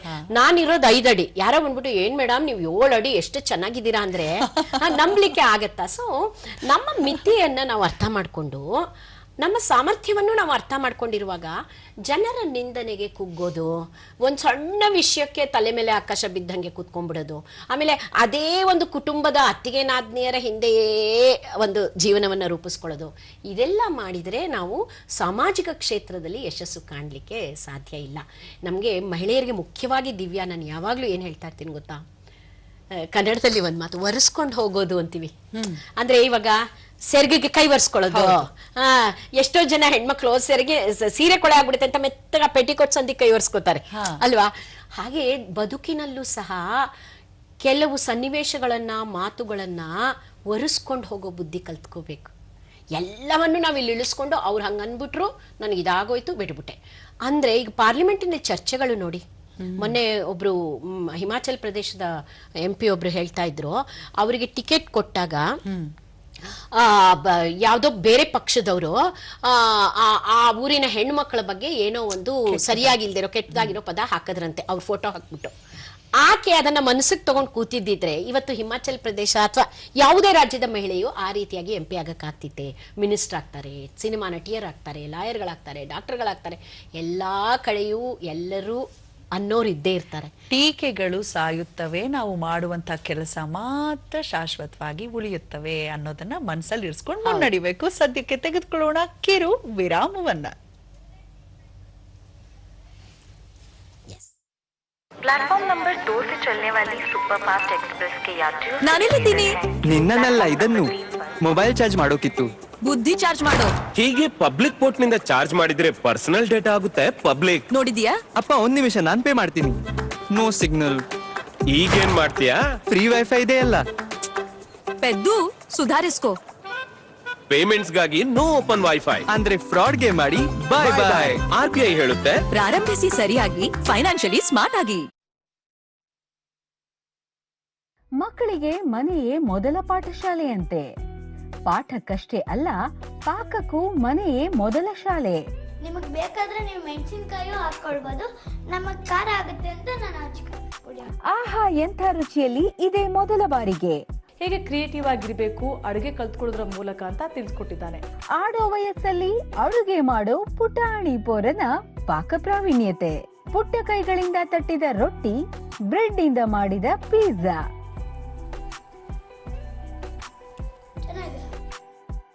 ಮಿಸ್ ಮಾಡದೆ ನೋಡಿ, ಆಹಾ ಎಂಥ ರುಚಿ. ಏಪ್ರಿಲ್ 25 ಶನಿವಾರ ಮಧ್ಯಾಹ್ನ 3 ಗಂಟೆಗೆ. ವಿರಾಮದ ನಂತರ ಮತ್ತೊಮ್ಮೆ ಪ್ರೀತಿಯ ಸ್ವಾಗತ. ಹಲೋ ಗೆಳೆಯರೇ, ನೇರ ಪ್ರಸಾರ ಕಾರ್ಯಕ್ರಮಕ್ಕೆ. ಮಹಿಳಾ ಮೀಸಲಾತಿ ಮಸೂದೆ ಕುರಿತಾಗಿ ಬಹಳ ಅದ್ಭುತವಾದ ಒಂದು ಮಾತುಗಳನ್ನ ಆಡ್ತಾ ಇದ್ದಾರೆ. ನಮ್ಮ ಜೊತೆ ಇದ್ದಾರೆ ಅಂಜಲಿ ರಾಮಣ್ಣ ಅವರು. ಮೇಡಮ್, ನೀವು ಹೇಳ್ತಾ ಇದ್ರಿ, ಯಾರು ಏನೇ ಅಂದ್ರೂ ನಾವ್ ಏನು ಅಂತ ನಮಗ್ ಗೊತ್ತಿರ್ಬೇಕು, ನಮ್ಮನ್ನ ಅರ್ಥ ಮಾಡ್ಕೊಳ್ಳೋರ್ಗೆ ಗೊತ್ತಿದ್ರೆ ಸಾಕು, ತಲೆ ಕೆಡಿಸ್ಕೊಳ್ದೆ ಅದು ಬರೀ ರಾಜಕೀಯ ವಲಯಕ್ಕೆ ಅಲ್ಲ, ಎಲ್ಲಾ ಕ್ಷೇತ್ರದಲ್ಲೂ ಅದನ್ನ ನಾವು ಮನದಟ್ಟು ಮಾಡ್ಕೊಂಡು ಮುನ್ನಡೆಯೋಣ ಅಂತ. ಇನ್ನು ಕೆಲವರು ಹೇಳೋದು, ಅಕಸ್ಮಾತ್ ಈ ಮಸೂದೆ ಜಾರಿಗೆ ಬಂದರೆ ಜನಸಾಮಾನ್ಯ ಹೆಣ್ಮಗಳಿಗೆ ಯಾರಿಗಾದ್ರೂ ಪೂರಕವಾಗುತ್ತಾ ಇದು, ಮತ್ತದೇ ರಾಜಕೀಯ ಕುಟುಂಬದಲ್ಲಿ ಅವರಿಗೇನೆ ಇದು ಹೆಚ್ಚು ಅವಕಾಶಗಳನ್ನ ಕಲ್ಪಿಸಿಕೊಡುತ್ತೆ ಅನ್ನೋದಿದೆ. ನೀವೇನಂತೀರಾ? ಅನುಮಾನನೇ ಇಲ್ಲ. ರಾಜಕಾರಣ ಹಾಗೆ. ಈಗ ನೋಡಿ, ಸಿನಿಮಾ ರಂಗದಲ್ಲಿ ನೆಪೋಟಿಸಮ್ ಅಂದ್ರೆ ತಂದೆ ಒಬ್ಬ ಆಕ್ಟರ್ ಆಗಿದ್ರೆ ಮಗನನ್ನ ಆಕ್ಟಿಂಗ್ ಮಾಡಕ್ಕೆ ತುರುಕ್ತಾರೆ. ಮತ್ತೆ ಈ ನಮ್ಮ ಲಾಯರ್ಗಳಲ್ಲೂ ಅಷ್ಟೇ, ತಂದೆ ಅಥವಾ ತಾತ ಜಡ್ಜ್ ಆಗಿದ್ರೆ ಮಕ್ಕಳನ್ನ ಅಲ್ಲಿಗೆ ಕರ್ಕೊಂಡೋಗಿ ನಿಲ್ಲಿಸ್ತಾರೆ. ಈ ರೀತಿಯಾದಂತಹ ಒಂದು ಏನ್ ಹೇಳ್ತೀರಾ, ಮಾತು ಮತ್ತೆ ಗಾಸಿಪ್ ಕೂಡ ಎರಡೂ ಇದೆ. ಮತ್ತು ಅದು ಒಂದಷ್ಟರ ಮಟ್ಟಿಗೆ ಸತ್ಯವೂ ನಡೆದು ಬರ್ತಾ ಇದೆ. ಒಂದಷ್ಟರ ಮಟ್ಟಿಗೆ ನಡೆಯುವ ವಿಷಯವನ್ನ ತೆಗೆದುಕೊಂಡು ಹೆಚ್ಚಿನ ಮಟ್ಟಿಗೆ ಒಳಿತಾಗುವುದನ್ನ ನಾವು ಪಕ್ಕಕ್ಕೆ ಇಡ್ಲಿಕ್ಕೆ ಸಾಧ್ಯ ಇಲ್ಲ. ಮತ್ತು ಎಷ್ಟು ವರ್ಷ ಇದು ನಡೀಲಿಕ್ಕೆ ಸಾಧ್ಯ? ಮನೆಯಲ್ಲಿ ಅಕ್ಕ ಇರ್ತಾರಪ್ಪ, ಅಕ್ಕನಿಗೆ ಸೀಟ್ ಕೊಡ್ತೀರಾ, 5 ವರ್ಷ 10 ವರ್ಷ ನಂತರವಾದರೂ ನನಗೆ ಸೀಟ್ ಸಿಗದಿದ್ರು ನನ್ನ ಮಗಳಿಗೆ ನನ್ನ ಮೊಮ್ಮಗಳಿಗೆ ಸಿಗ್ಲೇಬೇಕಲ್ವಾ? ಅಂದ್ರೆ ನಾ ಹೇಳ್ತದ್ದು ಜನರೇಷನ್ ವೈಸು. ಅದಕ್ಕೆ ಇನ್ನೂ ಒಂದು ಸಣ್ಣ ಉಪಾಯ ಏನ್ ಮಾಡ್ಕೊಳ್ಬೋದಂದ್ರೆ, ಇದು ನೋಡಿ, ನಾವು ಕಾಲೇಜ್ಗಳಲ್ಲಿ ಭಾಷಣ ಮಾಡ್ಲಿಕ್ಕೆ ಅಥವಾ ಒಂದು ತರಬೇತಿ ಶಿಬಿರವನ್ನು ನಡೆಸಲಿಕ್ಕೆ ಹೋದಾಗ ಹೆಚ್ಚಿನ ಮಕ್ಕಳು ಇಂಜಿನಿಯರ್ ಆಗಬೇಕು, ಡಾಕ್ಟರ್ ಆಗಬೇಕು, ಲಾಯರ್ ಆಗಬೇಕು, ಪೊಲೀಸ್ ಆಗಬೇಕು ಅಂತ ಹೇಳ್ತಾರೆ, ಅಥವಾ ನಿರೂಪಕ ಆಗ್ಬೇಕು ಅಂತಾನೂ ಬಯಸಿದಂತಹ ಮಕ್ಕಳುಗಳು ಇದ್ದಾರೆ. ಎಲ್ಲ ಹೇಳ್ತಾರೆ. ಹೊತ್ತು ಇಷ್ಟು ವರ್ಷದ ಅವಧಿಯಲ್ಲಿ ಬೆರಳೆಣಿಕೆಯಷ್ಟು ಯುವಕರು ಮಾತ್ರ ರಾಜಕೀಯಕ್ಕೆ ಬರಬೇಕು ಅಂತ ಆಸೆ ಪಡ್ತಾರೆ. ನಾನು ಹೇಳೋದು, ಆ ಮನಸ್ಥಿತಿಯನ್ನ ನಾವು ಬದಲಾವಣೆ ಮಾಡ್ತಾ ಬಂದ್ರೆ, ರಾಜಕೀಯ, ನಮ್ಮಲ್ಲಿ ಒಂದು ಸಬ್ಜೆಕ್ಟ್ ಇದೆ ಪೊಲಿಟಿಕಲ್ ಸೈನ್ಸ್ ಅಂತ, ಹೌದು, ರಾಜಕೀಯ ವಿಜ್ಞಾನ, ರಾಜ್ಯಶಾಸ್ತ್ರ. ಬರೀ ಅದನ್ನ ಥಿಯರಿಲಿ ಕಲಿಸೋದಲ್ಲ, ರಾಜ್ಯಶಾಸ್ತ್ರವನ್ನ ಹೇಗೆ ಅಳವಡಿಸಿಕೊಳ್ಳೋದು ಮತ್ತು ಜಾರಿಗೆ ತರುವುದು ಅನ್ನೋದ್ರ ಬಗ್ಗೆ ಓವರ್ ಆಲ್ ಪರ್ಸನಾಲಿಟಿ ಡೆವಲಪ್ಮೆಂಟ್, ನಮ್ಮ ವ್ಯಕ್ತಿತ್ವವನ್ನು ರೂಪಿಸುವಂತಹ ಕೋರ್ಸ್ಗಳನ್ನು ನಾವು ಕಾಲೇಜಿನಲ್ಲಿ ಇಂಟ್ರೊಡ್ಯೂಸ್ ಮಾಡಬೇಕು. ಸಂಘಟನಾ ಚತುರತೆಯನ್ನ ಬೆಳೆಸಬೇಕು. ಎಕ್ಸಾಕ್ಟ್ಲಿ ಆ ನಿಟ್ಟಿನಲ್ಲೇ ಈಗ ನಮ್ಮ ಸರ್ಕಾರ ಮತ್ತೆ ಕಾಲೇಜುಗಳಲ್ಲಿ ಚುನಾವಣೆಯನ್ನ ವಾಪಸ್ ತಗೊಂಡು ಬಂದು ಎಲ್ಲ ಇದನ್ನ ಸಂಘಟಿತ ಆಗುವುದು ಮತ್ತು ರಾಜಕೀಯದಲ್ಲಿ ಏನೇನು ನಾವು ತಿಳುವಳಿಕೆಯನ್ನ ಯಾವ ಯಾವ ಹಂತದಲ್ಲಿ ಎಷ್ಟರ ಮಟ್ಟಿಗೆ ತಿಳ್ಕೊಂಡಿರ್ಬೇಕು ಅನ್ನೋದನ್ನ ನಾವು ಕಲಿಸ್ಕೊಡ್ಬೇಕಾಗತ್ತೆ. ಮತ್ತೆ ತುಂಬಾ ಜನಕ್ಕೆ ಆ ಒಂದು ಹೈರಾರ್ಕಿ ಏನಿದೆ ಅಂದ್ರೆ ಈಗ ಗ್ರಾಮ ಮಟ್ಟದಿಂದ ಪಾರ್ಲಿಮೆಂಟ್ ಹೋಗೋವರೆಗೂ ಏನೆಲ್ಲ ಇದೆ, ಮತ್ತೆ ಈ ಕ್ಷೇತ್ರದ ಬಗ್ಗೆ ಮಾತಾಡಿದ್ವಲ್ಲ, ಗ್ರಾಮ ಪಂಚಾಯಿತಿ ಕ್ಷೇತ್ರವೇ ಬೇರೆ ಇರುತ್ತೆ, MLA ಗಳ ಕ್ಷೇತ್ರವೇ ಬೇರೆ ಇರುತ್ತೆ, ವಾರ್ಡ್ ಅಂತೆಲ್ಲ ನಾವು ಕೇಳಿರ್ತೀವಲ್ಲ ನಮ್ಮ ಊರುಗಳಲ್ಲಿ. MP ಆಗುವಂತಹ ಸಂದರ್ಭದ ಕ್ಷೇತ್ರದ ಒಂದು ಏನು ವ್ಯಾಪ್ತಿಯೇ ಬೇರೆ ಇರುತ್ತೆ. ಅದು ಕೂಡ ನಮ್ಮಲ್ಲಿ ಸುಮಾರು ಜನಕ್ಕೆ ಗೊತ್ತಿರಲ್ಲ. ರಾಜಕೀಯದಲ್ಲಿ ಆಸಕ್ತಿ ತೋರಿಸ್ಬೇಕು ಅಂತ ಹೇಳಿದ್ರೆ ನಾವ್ ಏನ್ ತಿಳ್ಕೊಂಡಿರ್ತೀವಿ ಅಂದ್ರೆ, ಇರುವಂತಹ ರಾಜಕಾರಣಿಗಳಿಗೆ ಜೈಕಾರ ಹಾಕಬೇಕು, ಮತ್ತೆ ಆ ಭಾಷಣ ಕೇಳಕ್ ಹೋಗ್ಬೇಕು. ಈಗ ಉದಾಹರಣೆಗೆ ನಾವೇನ್ ಎಕ್ಸ್ಪೆಕ್ಟ್ ಮಾಡಿದೀವಿ, ಮಹಿಳಾ ಮೀಸಲಾತಿ ಮಸೂದೆ ಬಗ್ಗೆ ಮಾತಾಡ್ತಾ ಇದೀವಿ ಅಂದ್ರೆ ಹೆಚ್ಚು ಜನ ಹೆಣ್ಮಕ್ಳು ಕರೆ ಮಾಡಬಹುದು ಅನ್ನೋದು ನನ್ನ ಊಹೆ ಆಗಿತ್ತು. ಆದ್ರೆ ಗಂಡ್ಮಕ್ಳೇ ಕರೆ ಮಾಡ್ತಿದ್ದಾರೆ ಅಂದ್ರೆ ಅರ್ಥಾತ್ ಎಲ್ಲೋ ಹೆಣ್ಮಕ್ಳಿಗೆ ಈ ರಾಜಕೀಯ ವಿಚಾರಗಳು ಕಡೆಗೆ ಇರೋಷ್ಟು ಆಕರ್ಷಣೆ ನ್ಯೂಸ್ ನೋಡೋ ಕಡೆಗೆ ಹೆಣ್ಮಕ್ಳಿಗೆ ಇರಲ್ಲ. ಅದು ಯಾಕೆ ಗೊತ್ತಾ, ಸೀರಿಯಲ್ಗಳಲ್ಲಿ ತೋರಿಸುವ ಕಥೆ ನಮ್ಗೆ ಅರ್ಥ ಆಗುತ್ತೆ. ಈ ರಾಜಕೀಯದಲ್ಲಿ ನಾವು ಚಾನೆಲ್ TV ಮೂಲಕ ನೋಡುವಾಗ ಅಯ್ಯೋ ಕ್ಷೇತ್ರ ವಿಂಗಡಣೆ ಅಂತೆಪ್ಪ, 1 ಲಕ್ಷಕ್ಕೆ ಒಬ್ರಂತೆ, 2,30,000 33% ಅಂತೆ, ಇದೆಲ್ಲ ನನಗೆ ಬೇಡದ ವಿಚಾರ ಅಂತ ನಾವು ತುಂಬಿಸ್ಕೊಂಡ್ಬಿಟ್ಟಿದೀವಿ. ಆ ಕಾರಣಕ್ಕೆ ಎಲ್ಲವೂ ಬೇಕಾದ ವಿಷಯ. ಇನ್ಫ್ಯಾಕ್ಟ್ ಈ ವಿಷಯವನ್ನ ತಿಳ್ಕೊಳ್ಳೋಕೆ ನೋಡಿ, ಇವತ್ತು ಇಲ್ಲಿ ಮಾತಾಡ್ಬೇಕು ಅಂದ್ಬಿಟ್ಟು ನಾನು ನೀವು ಕರೆ ಮಾಡಿದಾಗಿಂದ ಎಷ್ಟು ಪುಸ್ತಕಗಳನ್ನ ಓದ್ದೆ, ಎಷ್ಟು ಗೂಗಲ್ ನಲ್ಲಿ ಹುಡುಕ್ದೆ, ಪಾರ್ಲಿಮೆಂಟ್ ನಲ್ಲಿ ಸಿಕ್ಕತಕ್ಕಂತಹ ಸೋರ್ಸ್ಗಳನ್ನ ತಯಾರಿ ಮಾಡ್ಕೊಂಡು ಎಷ್ಟು ಖುಷಿ ಆಗತ್ತೆ ಗೊತ್ತಾ. ನಾವು ಹೇಳುವುದು ಅಭಿಪ್ರಾಯಕ್ಕೆ ಒಳಪಡುತ್ತೆ, ಅವರವರ ಸ್ವಂತ ಅಭಿಪ್ರಾಯಕ್ಕೆ ಒಳಪಡುತ್ತೆ. ಜನರಿಗೆ ನಾನು ಅಭಿಪ್ರಾಯ ಸರಿಯೋ ತಪ್ಪು ರೂಪಿಸ್ಕೊಳ್ಳೋದ್ರು ವಿಷಯ ನಾನು ಸರಿಗೆ ಹೇಳ್ಬೇಕಲ್ವಾ, ವಿಷಯವೇ ಬೇರೆ ಅಭಿಪ್ರಾಯವೇ ಬೇರೆ. ಅದರಿಂದ ನಾನು ವಿಷಯವನ್ನ ತಿಳ್ಕೊಂಡು ಬರುವಾಗ, ಹೊಸ ವಿಷಯ ಗೊತ್ತಾದಾಗ ಎಷ್ಟು ಸಂತೋಷ ಸಿಗುತ್ತೆ. ಅದನ್ನ ನಮ್ಮ ಮಹಿಳೆಯರು ಹೊಸ ಅಡಿಗೆ ಕಲಿತು ಮಾಡಿ ಮನೆಯವರಿಂದ ಸೈ ಎನಿಸ್ಕೊಂಡಾಗ ಸಿಗುವ ಸಂತೋಷ ಇದರಲ್ಲೂ ಸಿಗುತ್ತೆ. ಅದರಿಂದ ಹೆಚ್ಚು ಹೆಚ್ಚು ಯುವತಿಯರು ಇದರ ಬಗ್ಗೆ ನಿಗಾ ವಹಿಸಿ ರಾಜಕಾರಣಕ್ಕೆ ಬರಬೇಕು. ಆಗ ನೀವು ಹೇಳಿದಾಗೆ ಮನೆಯವ್ರಿಗೆ ಸೀಟ್ ಕೊಟ್ಕೊಂಡು ಹೋಗೋದು ಕಮ್ಮಿ ಆಗುತ್ತೆ. ಮತ್ತೊಂದು ಕರೆ ಸಿದ್ಧವಾಗಿದೆ ಮೇಡಮ್. ಹಲೋ, ನಮಸ್ಕಾರ. ನಮಸ್ತೆ, ಯಾರು ಮಾತಾಡ್ತಾ ಇರೋದು, ಎಲ್ಲಿಂದ? ಉಷಾ, ಮೈಸೂರಿಂದ. ನಮಸ್ತೆ ಉಷಾ ಅವರೇ. ಉಷಾ ಅವ್ರ ಒಂಥರ ಅಂಜಲಿ ಮೇಡಮ್ ಬಂದ್ರೆ ಎಲ್ರಿಗೂ ಜ್ಞಾನದ ಬೆಳಕ ಜಾಸ್ತಿ ಮಾಡ್ತಾರೆ. Thank you madam. ಈಗ ಹೆಣ್ಮಕ್ಳು ಕೆಲವು ಗಾದೆಗಳನ್ನ ಬ್ಯಾನ್ ಮಾಡ್ಬೇಕು ಮೇಡಮ್. ಹೆಣ್ಮಕ್ಳು ಬುದ್ಧಿ ಮೊಣಕಾಲ್ ಕೆಳಗೆ ಏನಾದ್ರು, ಹೆಣ್ಣು ಹುಟ್ಟಿದ್ರೆ ಹುಣ್ಣು ಹುಟ್ಟುತ್ತೆ ಅಂತ ಈ ತರ ಎಲ್ಲ ಬ್ಯಾನ್ ಮಾಡಿದಾಗ ಹೆಣ್ಮಕ್ಳಿಗೆ ಇನ್ನೊಂದು ಶಕ್ತಿ ಬರುತ್ತೆ. ಯಾವುದೇ ಒಂದು ಹೆಣ್ಮಕ್ಳು ಕಾನೂನು ಮಾಡ್ಬೇಕಾದ್ರೆ ಹೆಣ್ಮಕ್ಳೇ ಅದಕ್ಕೆ ಮೈನ್ ಇರ್ಬೇಕು ಮೇಡಮ್. ಹೆಣ್ಮಕ್ಳು ಸಮಸ್ಯೆ ಗಂಡ್ಮಕ್ಳಿಗೆ ಅರ್ಥ ಆಗಲ್ಲ. ಆದ್ರಿಂದ ಯಾವ್ದಾದ್ರು ಒಂದು ಸಮಸ್ಯೆ ಇರ್ಬೋದು, ಯಾವ್ದೇ ಮಾಡ್ಬೇಕಾದ್ರೆ ಹೆಣ್ಮಕ್ಳೇ ಅದಕ್ಕೆ ಮುಖ್ಯವಾಗಿರ್ಬೇಕು. ರಾಜಕೀಯ ಹೆಣ್ಮಕ್ಳು ಪೂರ್ತಿಯಾಗಿ ಪ್ರವೇಶಿಸ್ಬೇಕು ಮೇಡಮ್. ಆಗ ನಮ್ ದೇಶ ರಾಮರಾಜ್ಯ ಆಗುತ್ತೆ. ಹಿಂದೆ ಇಂದಿರಾ ಗಾಂಧಿ ಹೆಂಗ್ ನಮ್ ದೇಶ ಎಲ್ಲ ಆಳಿದ್ರು, ಈಗ ಗಂಡ್ಮಕ್ಳು ಈಗ ಬುದ್ಧಿಮಟ್ಟ ಕೆಳಗೆ ಅಂತ ಹೇಳ್ಬೋದು, ಅಷ್ಟ್ರ ಮಟ್ಟಕ್ಕಾಗಿದೆ. ಹೆಣ್ಮಕ್ಳು ಶಕ್ತಿ ತುಂಬಾ ಜಾಸ್ತಿ ಇದೆ. ಹೆಣ್ಮಕ್ಳೇ ಈ ಸತಿ ಪೂರ್ತಿ ರಾಜಕೀಯ ಪ್ರವೇಶಿಸಬೇಕು ಮೇಡಮ್. ಎಲ್ಲಾ ಹೆಣ್ಮಕ್ಳು ಸುಶಕ್ತಿಯಲ್ಲಿ ಇರ್ತಾರೆ ಮೇಡಮ್. ನಿಜ. ಉಷಾ ಅವರು ಹೆಣ್ಮಕ್ಳ ಬಗ್ಗೆ ಇರೋ ಗಾದೆ ತೆಗೀರಿ ಅಂತ ಹೇಳ್ಬಿಟ್ಟು ಗಂಡ್ಮಕ್ಳಿಗೆ ಹೊಸ ಗಾದೆ ಸೃಷ್ಟಿಸ್ಬಿಟ್ರು. ಈಗ ನೀವು ಹೇಳ್ತಾ ಇದ್ರಿ ನೋಡಿ, ಹೆಣ್ಮಕ್ಳೇ ಸ್ಟ್ರಾಂಗ್ ಗುರು ಅಂತ ಒಂದು ಬಳಕೆಯಲ್ಲಿ ಇದೆ ಸ್ಲೋಗನ್.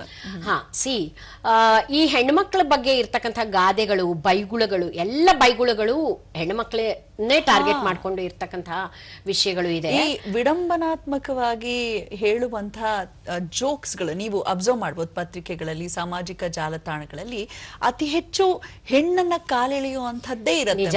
ಮತ್ತೆ ಮದುವೆಗೆ ಸಂಬಂಧಪಟ್ಟ ಕೆಲವು ಜೋಕ್ಸ್ ಅಲ್ಲಿ ಹೆಂಡತಿಯಿಂದ ಆಗುವ ತೊಂದರೆ, ಹೆಂಡತಿಯನ್ನ ಕಾಲೆಳೆಯುವುದು, ಈ ತರದ್ದೇ ಇದೆ. ಅದೇ ಕಾರಣಕ್ಕೆ ಯಾವಾಗ ನೋಡಿ ಕೇಳಿಸಿಕೊಳ್ಳುವ ಜಾಗದಿಂದ ನಿರ್ಣಯಗಳನ್ನ ತೆಗೆದುಕೊಳ್ಳುವ ಜಾಗಕ್ಕೆ ನಾವು ಬಡ್ತಿ ಪಡಿತೀವಿ, ಆಗ ಇದನ್ನೆಲ್ಲ ನಾವು ಸರಿಪಡಿಸಬಹುದು. ಈಗ ಉದಾಹರಣೆಗೆ ನೋಡಿ, ಒಂದು ಪಾರ್ಲಿಮೆಂಟ್ ನಲ್ಲಿ 100 ಜನ ಕೂತಾಗ ಈಗ ನಮ್ಮಲ್ಲಿ 100 ಜನಕ್ಕೂ ಒಬ್ಬ ಮಹಿಳಾ MP ಇಲ್ಲ. 543 ಸೀಟಲ್ಲಿ 67-70 ಏನೋ ಮಹಿಳಾ MP ಗಳಿದ್ದಾರೆ. ಅಲ್ಲೊಬ್ರು, ಇಲ್ಲೊಬ್ರು, ಅಲ್ಲೊಬ್ರು, ಹಿಂದೆ ಒಬ್ರು, ಮುಂದೆ ಒಬ್ರು, ಒಂದು ದೊಡ್ಡ ಮಿನಿಸ್ಟ್ರು ಕೂತಿರ್ತಾರೆ. ಇಷ್ಟು ಬಿಟ್ರೆ ಈಗ 2 ಗಂಡಸು ಪಕ್ಕದಲ್ಲಿ ಅವಾಚ್ಯ ಶಬ್ದಗಳಿಂದ ಮಹಿಳೆಯನ್ನ ನಿಂದನೆ ಮಾಡ್ಕೊಂಡ್ರು ಸಹ ಅದು ನಡೀತಾ ಇರುತ್ತೆ, ಅವ್ಯಾಹತವಾಗಿ ಅದು ನಡೀತಾ ಇರುತ್ತೆ. ಅದೇ ನೋಡಿ, ಮಹಿಳೆಯರ ಸಂಖ್ಯೆ ಹೆಚ್ಚಾದಾಗ 100 ಜನ ಪುರುಷರ ಮಧ್ಯೆ ಪಕ್ಕದಲ್ಲಿ 33 ಜನ ಮಹಿಳೆಯರು ಕೂತಾಗ ಮಹಿಳೆಯನ್ನ ನಿಂದಿಸುವುದು ಕಡಿಮೆ ಆಗಿ ಕೊನೆಗೆ ಅದೇ ಅಭ್ಯಾಸವಾಗ್ಬಿಡುತ್ತೆ. ಸಮಾಜ ಆ ನಿಟ್ಟಿನಲ್ಲಿ ಯೋಚನೆ ಮಾಡ್ಲಿಕ್ಕೆ ಶುರುವಾಗುತ್ತೆ. 100 ಬಾರಿ ಯೋಚಿಸ್ತಾರೆ. ಮತ್ತು ನೆಕ್ಸ್ಟ್ ಜನರೇಷನ್ ಗಳಿಗೆ ಆಲೋಚನೆಯೇ ಬರೋದು ನಿಂತು ಹೋಗುತ್ತೆ. ಮಹಿಳೆಯರ ಬಗ್ಗೆ ಕೆಟ್ಟ ಆಲೋಚನೆ ಬರೋದೇ ನಿಂತು ಹೋಗುತ್ತೆ. ನಿಜ. ಯಾವಾಗ ನಾನು ಆಗ್ಲಿಂದ ಹೇಳ್ತಾ ಇರೋದು, ನಿರ್ಣಯವನ್ನ ತೆಗೆದುಕೊಳ್ತಕ್ಕಂತಹ ಜಾಗದಲ್ಲಿ ಮಹಿಳೆಯರನ್ನ ಕರ್ಕೊಂಡು ಹೋಗಿ ಕೂರ್ಸಿದ್ರೆ ಹೆಚ್ಚು ಒಳ್ಳೆಯ ಮತ್ತು ಬ್ಯಾಲೆನ್ಸ್ಡ್ ನಿರ್ಣಯಗಳು ಬರ್ಲಿಕ್ಕೆ ಸಾಧ್ಯ ಆಗುತ್ತೆ. ಅಂದ್ರೆ ಮೇಡಮ್, ನೀವು ಹೇಳ್ತಾ ಇರೋದು ಇದನ್ನ ನಾವು ಒಂದು ಮಸೂದೆ ಅಂತ ನೋಡಿದ್ರೆ, ಇದೇನಾದ್ರೂ ಜಾರಿಗೆ ಬಂದ್ರೆ, ಅದ್ ಕಾಯ್ದೆ ಆದರೆ ಮಹಿಳೆ ಮೇಲೆ ಆಗ್ತಿರುವಂತಹ ದೌರ್ಜನ್ಯಗಳು ಮತ್ತು ಆರ್ಥಿಕ ಅಸಮಾನತೆ ಕಡಿಮೆ ಆಗತ್ತೆ ಅನ್ನೋದು ನಿಮ್ಮ ಒಂದು ನಿಲುವು? ಅಬ್ಸಲ್ಯೂಟ್ಲಿ, ಅದರಲ್ಲಿ ಅನುಮಾನವೇ ಇಲ್ಲ. ಮಹಿಳಾ ಸಬಲೀಕರಣದ ಮೊದಲ ಹೆಜ್ಜೆ ಇದಾಗಲಿದೆ. ಮಹಿಳಾ ಸಬಲೀಕರಣದ ಮೊದಲ ಹೆಜ್ಜೆ ಅಲ್ಲ ಇದು ಒಂದು 10-15ನೇ ಹೆಜ್ಜೆ, ಒಂದು ಆ ಲೆವೆಲ್ಗೆ ಬಂದಿರತಕ್ಕಂತಹ ವಿಷಯ. ಇದು ಆಗಲೇಬೇಕಾದಂತಹ ವಿಷಯ.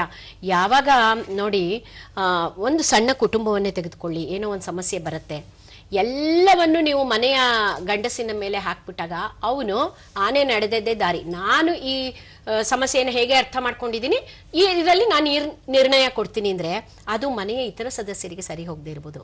ಅದೇ ನೋಡಿ, ಗಂಡ ಹೆಂಡತಿ ಇಬ್ಬರೂ ಕೂಡಿ ತೆಗೆದುಕೊಂಡ ನಿರ್ಣಯದಲ್ಲಿ ಒಂದು ಬ್ಯಾಲೆನ್ಸ್ಡ್ ಮೈಂಡ್ ಇರುತ್ತೆ, ಅದರಲ್ಲಿ ಲಾಜಿಕ್ಕೂ ಇರುತ್ತೆ, ಭಾವನೆನೂ ಇರುತ್ತೆ.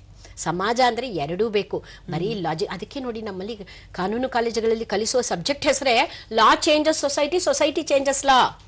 ಲಾ ಇರುವುದು ಬರೀ ಸಮಾಜವನ್ನ ತನ್ನ ಅಧಿಪತ್ಯದಲ್ಲಿ ತೆಗೆದುಕೊಳ್ಳೋದಕ್ಕಲ್ಲ, ಎರಡೂ ಕಡೆಯಿಂದ ಸಮಾಜ ಹೇಗೋ ಅದಕ್ಕೆ ಬೇಕಾದಂತಹ ಕಾನೂನು ಸಿದ್ಧ ಆಗಬೇಕು. ಕಾನೂನು ಸಮಾಜದಲ್ಲಿ ಇರ್ತಕ್ಕಂತಹ ಕೆಟ್ಟ ವಿಚಾರಗಳನ್ನು ಬದಲಾಯಿಸಬೇಕು ಅಂತ. ಆ ಕಾರಣಕ್ಕೇನೆ ಪ್ರತಿ ಹಂತದಲ್ಲೂ ಪುರುಷರ ಜೊತೆಗೆ ಮಹಿಳೆಯರೂ ಸೇರಿ ನಿರ್ಣಯ ತೆಗೆದುಕೊಂಡಾಗ ಉಷಾ ಅವರು ಹೇಳಿದ ಹಾಗೆ ರಾಮರಾಜ್ಯ ಖಂಡಿತ ಬರುತ್ತೆ. ಅದು ಬೇಗ ಆಗ್ಲಿ ಅಂತ ಹಾರೈಸ್ತಾ, ಮತ್ತೊಂದು ಪ್ರಶ್ನೆ ಏನಂತ ಹೇಳಿದ್ರೆ, ಮಸೂದೆ ಪ್ರಕಾರ ಈ ಮಹಿಳಾ ಮೀಸಲಾತಿ ಮಸೂದೆ ಜಾರಿಗೆ ಬಂದ್ರೆ ಕೇವಲ 15 ವರ್ಷಗಳವರೆಗೆ ಮಾತ್ರ ಇರುತ್ತೆ ಅಂತ ಹೇಳಲಾಗಿದೆ. 15 ವರ್ಷಕ್ಕೆ ಮುಗ್ದೋಯ್ತು ಮಹಿಳಾ ಸಬಲೀಕರಣ, ಈ ದೇಶ ಫುಲ್ ಸಮಾನ ಆಗೋಯ್ತು ಅಲ್ಲ. 15 ವರ್ಷ ಒಂದು ಆಶಯ. 15 ವರ್ಷದಲ್ಲಿ ಎಷ್ಟೋ ಏರಿಯಾಗಳಲ್ಲಿ ಬರೀ ಅವ್ರ ಮನೆಯವ್ರಿಗೆ ಸೀಟ್ 15 ವರ್ಷದಲ್ಲಿ ಎಷ್ಟು 3 ಎಲೆಕ್ಷನ್, ಬರೀ ಅವ್ರ ಮನೆಯವ್ರಿಗೆ ಸೀಟ್ ಕೊಟ್ಟು 3 ಎಲೆಕ್ಷನ್ ಅವರೇ ಗೆದ್ದಿರ್ಬೋದು. ಸೊ ಉಳಿದಿದ್ದ ಮಹಿಳೆಯರ ಕತೆ ಏನು, ಆ ರಾಜ್ಯದ ಅಥವಾ ಆ ಸ್ಥಳದ ಸಬಲೀಕರಣದ ಪ್ರಶ್ನೆ ಏನು ಅಂತ. ಹಾಗಲ್ಲ, ಅದನ್ನ ನಾವು ಅಮೆಂಡ್ಮೆಂಟ್ ಮೂಲಕ ತಿದ್ದುಪಡಿಗಳನ್ನ ಮಾಡಿಕೊಳ್ಳುತ್ತಾ ಕಾಲಕ್ಕೆ ಆ ಒಂದು ಅವಧಿಯನ್ನು ಹೆಚ್ಚಿಸಿಕೊಳ್ಳುವ ಅವಕಾಶ ನಮ್ಮ ಕಾನೂನಿನಲ್ಲಿ ಸಂವಿಧಾನಾತ್ಮಕವಾಗಿಯೇ ನೀಡಿದೆ. ಹಾಗಾಗಿ 15 ವರ್ಷ ಬರುತ್ತೆ, ಮುಗ್ದೋಯ್ತು ಈ ಕಾಯ್ದೆ, ಆಮೇಲೆ ಮಹಿಳೆಯರಿಗೆ ಸೀಟ್ ಕೊಡದೆ ಇದ್ರೂ ಆಗತ್ತೆ, ಅದೆಲ್ಲ ಇಲ್ಲ. ಅದು ಕಾಲಕ್ಕೆ ತಿದ್ದುಪಡಿಯ ಮೂಲಕ ನಾವು ಅವಧಿಯನ್ನ ಹೆಚ್ಚಿಸಿಕೊಳ್ಳಬಹುದು. ಈಗ ಮತ್ತೊಂದು ಕರೆ ಸಿದ್ಧವಾಗಿದೆ. ಹಲೋ, ನಮಸ್ಕಾರ. ನಮಸ್ತೆ, ಕೇಳಿಸ್ತಿದ್ಯಾ ನನ್ನ ಧ್ವನಿ? ನಮಸ್ತೆ ಸರ್, ತಮ್ಮ ಹೆಸರು ಮತ್ತು ಎಲ್ಲಿಂದ ಕರೆ ಮಾಡ್ತಿದ್ದೀರಾ ತಾವು? ಮ್ಯಾಮ್ ಬಸನಗೌಡ, ರಾಯಚೂರಿಂದ. ಮ್ಯಾಮ್ ರಾಯಚೂರಿಂದ ಮಾತಾಡಿ ಅಂಜಲಿ ಮೇಡಮ್ ಹತ್ರ.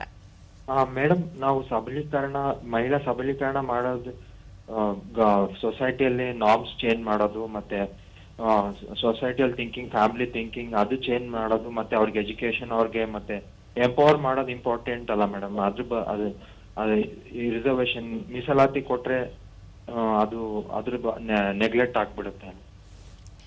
ಅಂದ್ರೆ ನೀವ್ ಹೇಳ್ತಾ ಇರೋದು ಮೀಸಲಾತಿಯಿಂದ ಸಬಲೀಕರಣ ನೆಗ್ಲೆಕ್ಟ್ ಆಗತ್ತೆ ಅಂತ ಹೇಳ್ತಾ ಇದ್ದೀರಾ?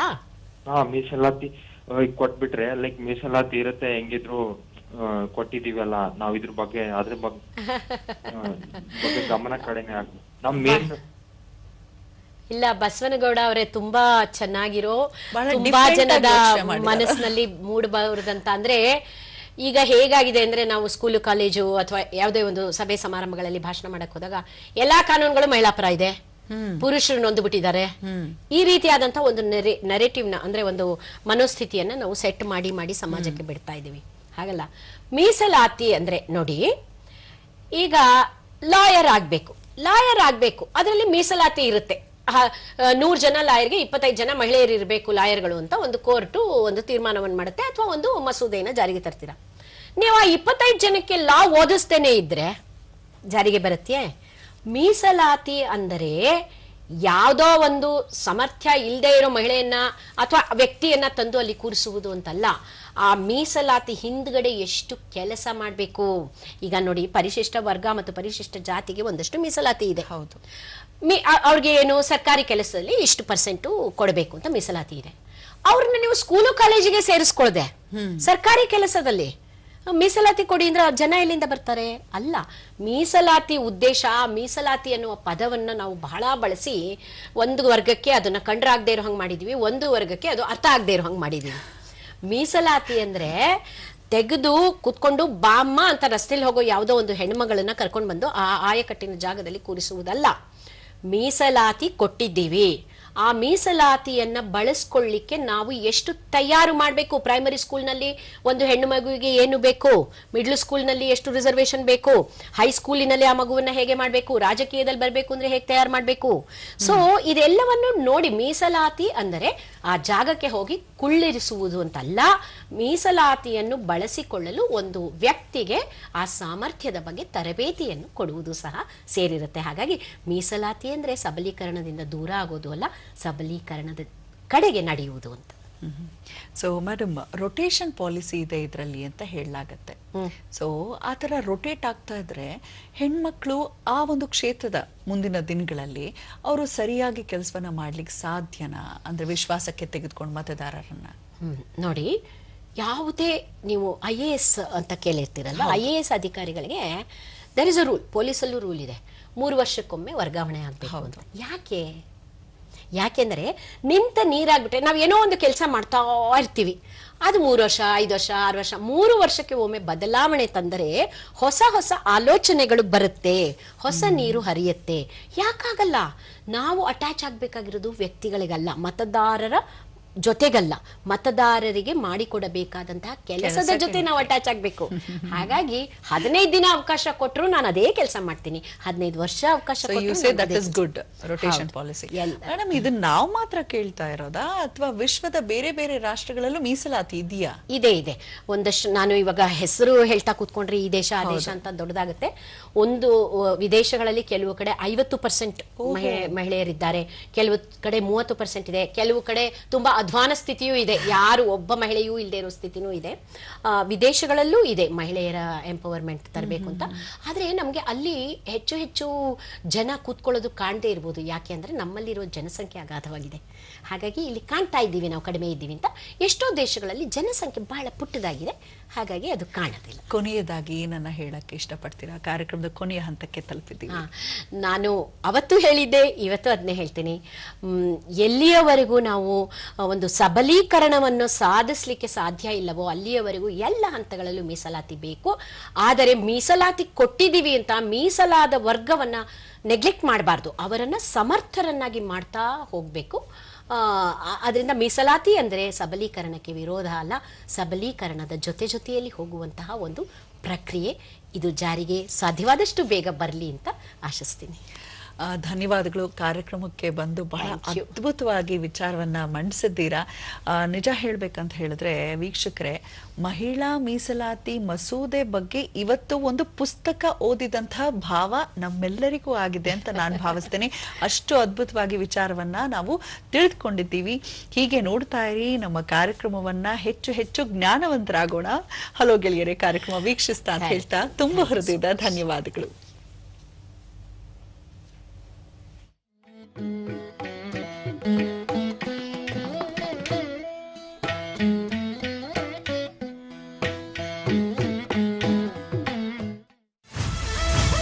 ಜನಪ್ರಿಯ ಗಣ್ಯ ವ್ಯಕ್ತಿಗಳ ಸಾಧನೆಯ ಹಾದಿ. ಟ್ರಾನ್ಸ್ಪೋರ್ಟ್ ವ್ಯವಹಾರ ಇರಲಿ ಮತ್ತೆ ಏನೇ ಇರಲಿ, ಯಾವುದೇ ಮಾಡಿದ್ರು ಬಹಳ ಶ್ರದ್ಧೆಯಿಂದ ಮಾಡ್ತೇನೆ. ಸ್ಫೂರ್ತಿಯ ಸೆಲೆ, ಮಾರ್ಗದರ್ಶನದ ನೆಲೆ. ಫಸ್ಟ್ ಅಟೆಂಪ್ಟ್ ಅಲ್ಲೇ ಫಸ್ಟ್ ಕ್ಲಾಸ್ ಅಲ್ಲಿ ಪಾಸ್.